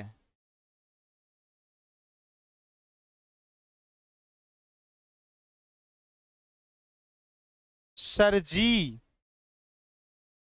एस्टेट के लिए ये क्लास ले सकते हैं क्या? 100% लेनी चाहिए। अरे भाई 100% लेने की आवश्यकता है आपको। हाँ, range OD S D V, perfect, excellent, perfect है माय डियर, शाबाश। एक और प्रश्न ऐसा ही है, और गजब का है यार, सुपर है, सुपर से। हाँ, विश्वसनीयता के प्रवक्ताओं का उनके सही अर्थ के से मिलान करो।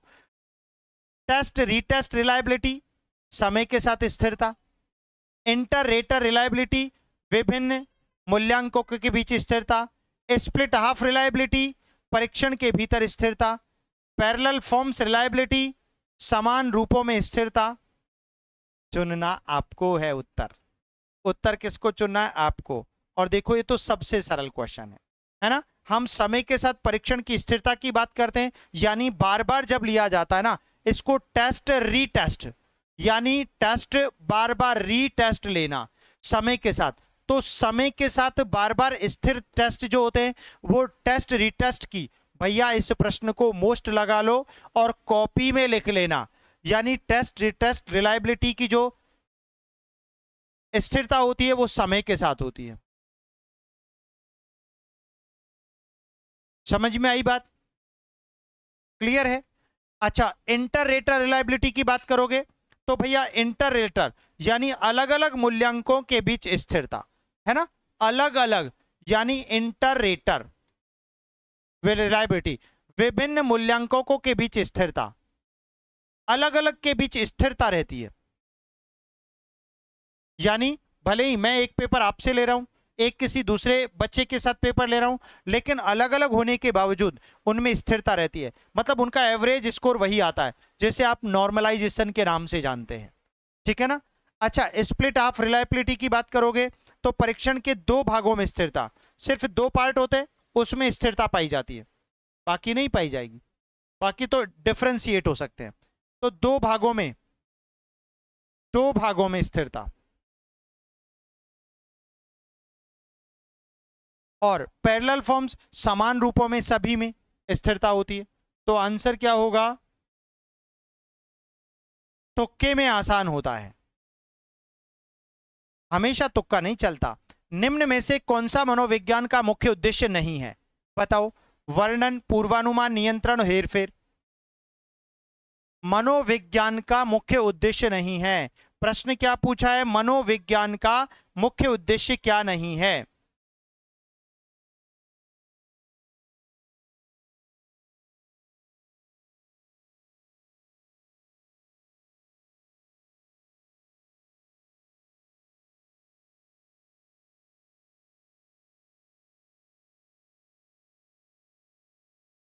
है ना।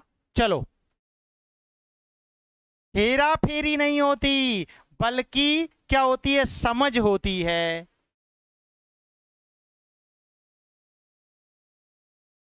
क्या होती है, समझ होती है, सूझ होती है, प्रयोगात्मकता होती है, सुधार होता है, ठीक है ना, समझ व सुधार होता है, हेरा फेरी नहीं होती।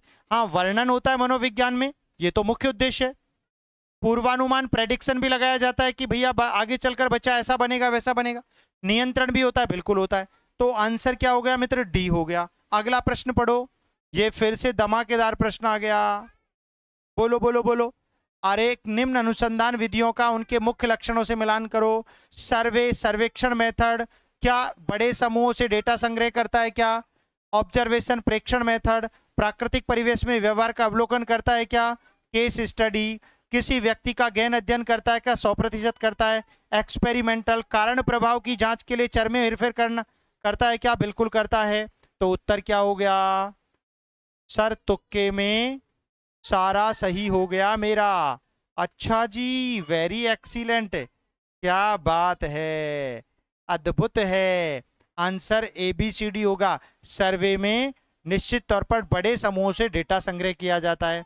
ऑब्जर्वेशन में हमेशा प्राकृतिक परिवेश में अवलोकन किया जाता है। केस स्टडी गहन अध्ययन करता ही है। बिल्कुल सही है, बिल्कुल सही है, बिल्कुल सही है। तो ए उत्तर हो गया। अगला प्रश्न पढ़ो भाई।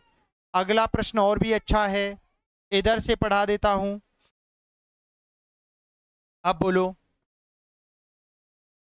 क्या पूछता है? Identify the correct statements regarding hypothesis testing.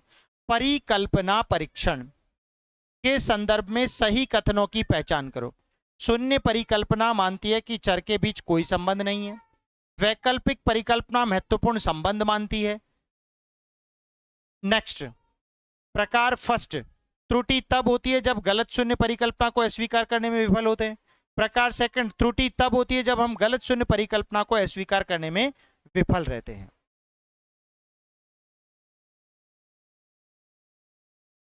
बोलो, ये दोनों सेम हो गए क्या? त्रुटि तब होती है जब हम गलत शून्य परिकल्पना को अस्वीकार करने में विफल होते हैं। चलिए बताइएगा, गजब का क्वेश्चन है। इस प्रश्न को थोड़ा सा, ये बड़ा जटिल भी है। आज का क्वेश्चन सच में समझ में नहीं आ रहा। ओ माय गॉड,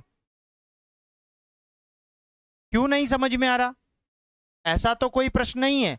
प्रश्न का लेवल जो है ना, वो सिर्फ डायरेक्ट यूजीसी नेट का है। जब बार बार प्रैक्टिस करोगे ना, मुझे पता है बहुत सारा समझ में आया है, ऐसा नहीं है पूरा नहीं आया, लेकिन कुछ क्वेश्चंस जटिल होते हैं, ऐसा नहीं है। शून्य परिकल्पना मानती है कि चर के बीच कोई संबंध नहीं होता, ये तो बात 100% सही है। और वैकल्पिक परिकल्पना महत्वपूर्ण संबंधों को दर्शाती है, बिल्कुल ये भी बात सही है। प्रकार फर्स्ट कहता है त्रुटि तो जब होती है जब हम गलत शून्य परिकल्पना को अस्वीकार करने में विफल होते हैं, ये तो 100% सही है। लेकिन ये गलत है, त्रुटि तब होती है जब हम गलत शून्य परिकल्पना को अस्वीकार करने में विफल नहीं हो रहते, बल्कि क्या रहते हैं? अरे, हम त्रुटि में गलत शून्य परिकल्पना को अस्वीकार नहीं करते हैं। ध्यान रखना, विफल नहीं रहते, अस्वीकार नहीं करते, ठीक है ना। तो ABD, ABC, सी नहीं है, ये तो सही है। तब होती है जब हम गलत शून्य परिकल्पना को अस्वीकार करने में विफल रहते हैं। ये एरर 1 कहता है कि त्रुटि होती है जब हम सत्य शून्य परिकल्पना को गलत तरीके से स्वीकार कर लेते हैं ना, तब एरर 1 होता है, त्रुटि 1 होती है। यहां पर गलत शून्य नहीं आएगा, सत्य शून्य परिकल्पना आ जाएगा। तो सी गलत है इसमें। सभी क्वेश्चन का आंसर ए ही आता है। अच्छा, रिसर्च साइकोलॉजी का पार्ट है ये बेटा, इसीलिए पढ़ना तो पड़ेगा, पढ़ना तो पड़ेगा। अगला प्रश्न, वैज्ञानिक विधि निम्न चरणों को सही क्रम में व्यवस्थित करो। वैज्ञानिक विधि के scientific arrange the following stage of the scientific method in correct sequence. और कुछ क्वेश्चन टफ भी होने चाहिए, कुछ टफ भी होने चाहिए, जरूरी है। बताओ अरेंज करो वैज्ञानिक विधि को। पहले अवलोकन करोगे, फिर परिकल्पनाओं का निर्माण करोगे, फिर परिकल्पना का परीक्षण करोगे, और फिर लास्ट में निष्कर्ष निकालोगे। यही तो करोगे, ABCD आंसर हो जाएगा।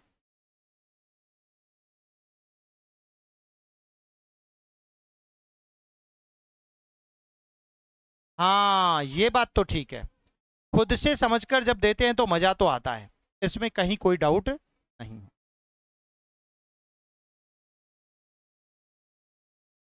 चलिए, तो आज का अंतिम प्रश्न हम लोग पढ़ लेते हैं। आज का अंतिम क्वेश्चन हम लोग पढ़ लेते हैं।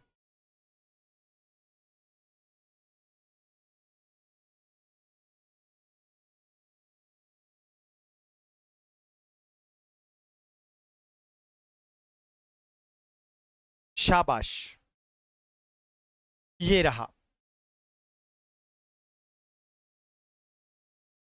हाँ देखो, निम्न मनोवैज्ञानिकों की शाखाओं का उनके अध्ययन क्षेत्र से मिलान करना है भाई।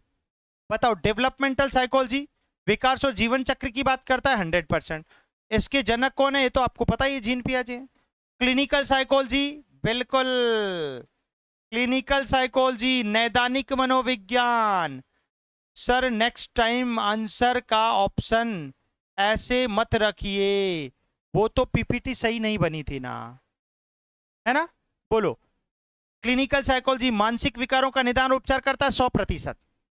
सोशल साइकोलॉजी व्यक्ति समूह की बात करता है 100%। इंडस्ट्रियल ऑर्गेनाइजेशनल साइकोलॉजी कार्यस्थल में मनोविज्ञान का प्रयोग करता है, बिल्कुल 100%। तो आंसर क्या हो गया भैया? अरे 100% ए होता है। चलिएगा, अगली बार ऑप्शन को चेंज करेंगे। ये तो ट्रेलर था, ये तो क्या था? ट्रेलर था। एक मैराथन अभी और बाकी है ना। बिल्कुल यूजीसी नेट के विद्यार्थी, आपको अगर हमारा बिल्कुल न्यू बैच ज्वाइन करना है तो न्यू बैच स्टार्ट हो रहा है। न्यू बैच स्टार्ट हो रहा है 1 जुलाई से। 1 जुलाई से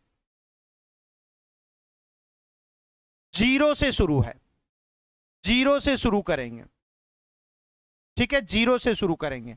नंबर 1 बात, किसके लिए? यूजीसी नेट के लिए। यूजीसी नेट के लिए जिनको पढ़ना है ज्वाइन कर सकते हैं। उसके अलावा पीपीएससी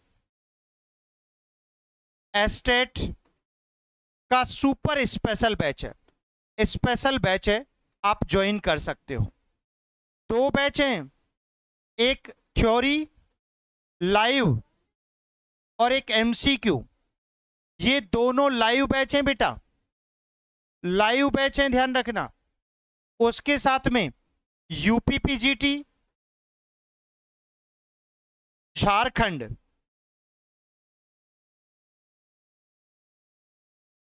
माध्यमिक आचार्य यानी पीजीटी साइकोलॉजी का बैच अवेलेबल है। ये हमारा कॉन्टैक्ट नंबर है 9694164171। और आज 50% ऑफर है, आज फ्लैट 50% ऑफर है, ऑफ है। इसके लिए कूपन यूज करें, आप कूपन कोड यूज करें एस कैपिटल संजय 5050, ठीक है बेटा। अच्छा, ऐप हमारी पढ़ाई 360 है, जिसका डिस्क्रिप्शन में लिंक भी है।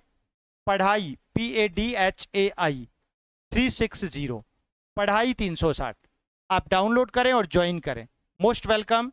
शुभ रात्रि, गुड नाइट, जय हिंद, जय भारत। मस्त रहो, खुश रहो, स्वस्थ रहो, निरंतर प्रगति के पथ पर आगे बढ़ते रहो। मेरे दोस्तों, मित्रों, प्यारे बच्चों, भावी शिक्षकों, बिल्कुल अंबिका जी, अभी आप बिल्कुल बैच ज्वाइन कर लेना, कोई दिक्कत नहीं है। सुमन जी, आप भी बैच ज्वाइन कर लेना, कोई प्रॉब्लम नहीं है, ठीक है। धन्यवाद। जय हिंद, जय भारत। मस्त रहो, खुश रहो, स्वस्थ रहो और निरंतर हमेशा मुस्कुराते हुए अपने जिंदगी के उस लक्ष्य रूपी सफर पर चलते रहो।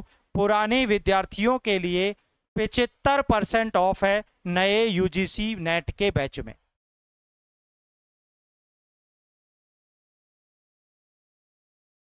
ठीक है ना? चलिए, धन्यवाद। जय हिंद, जय भारत। शुक्रिया। गुड नाइट, शुभ रात्रि।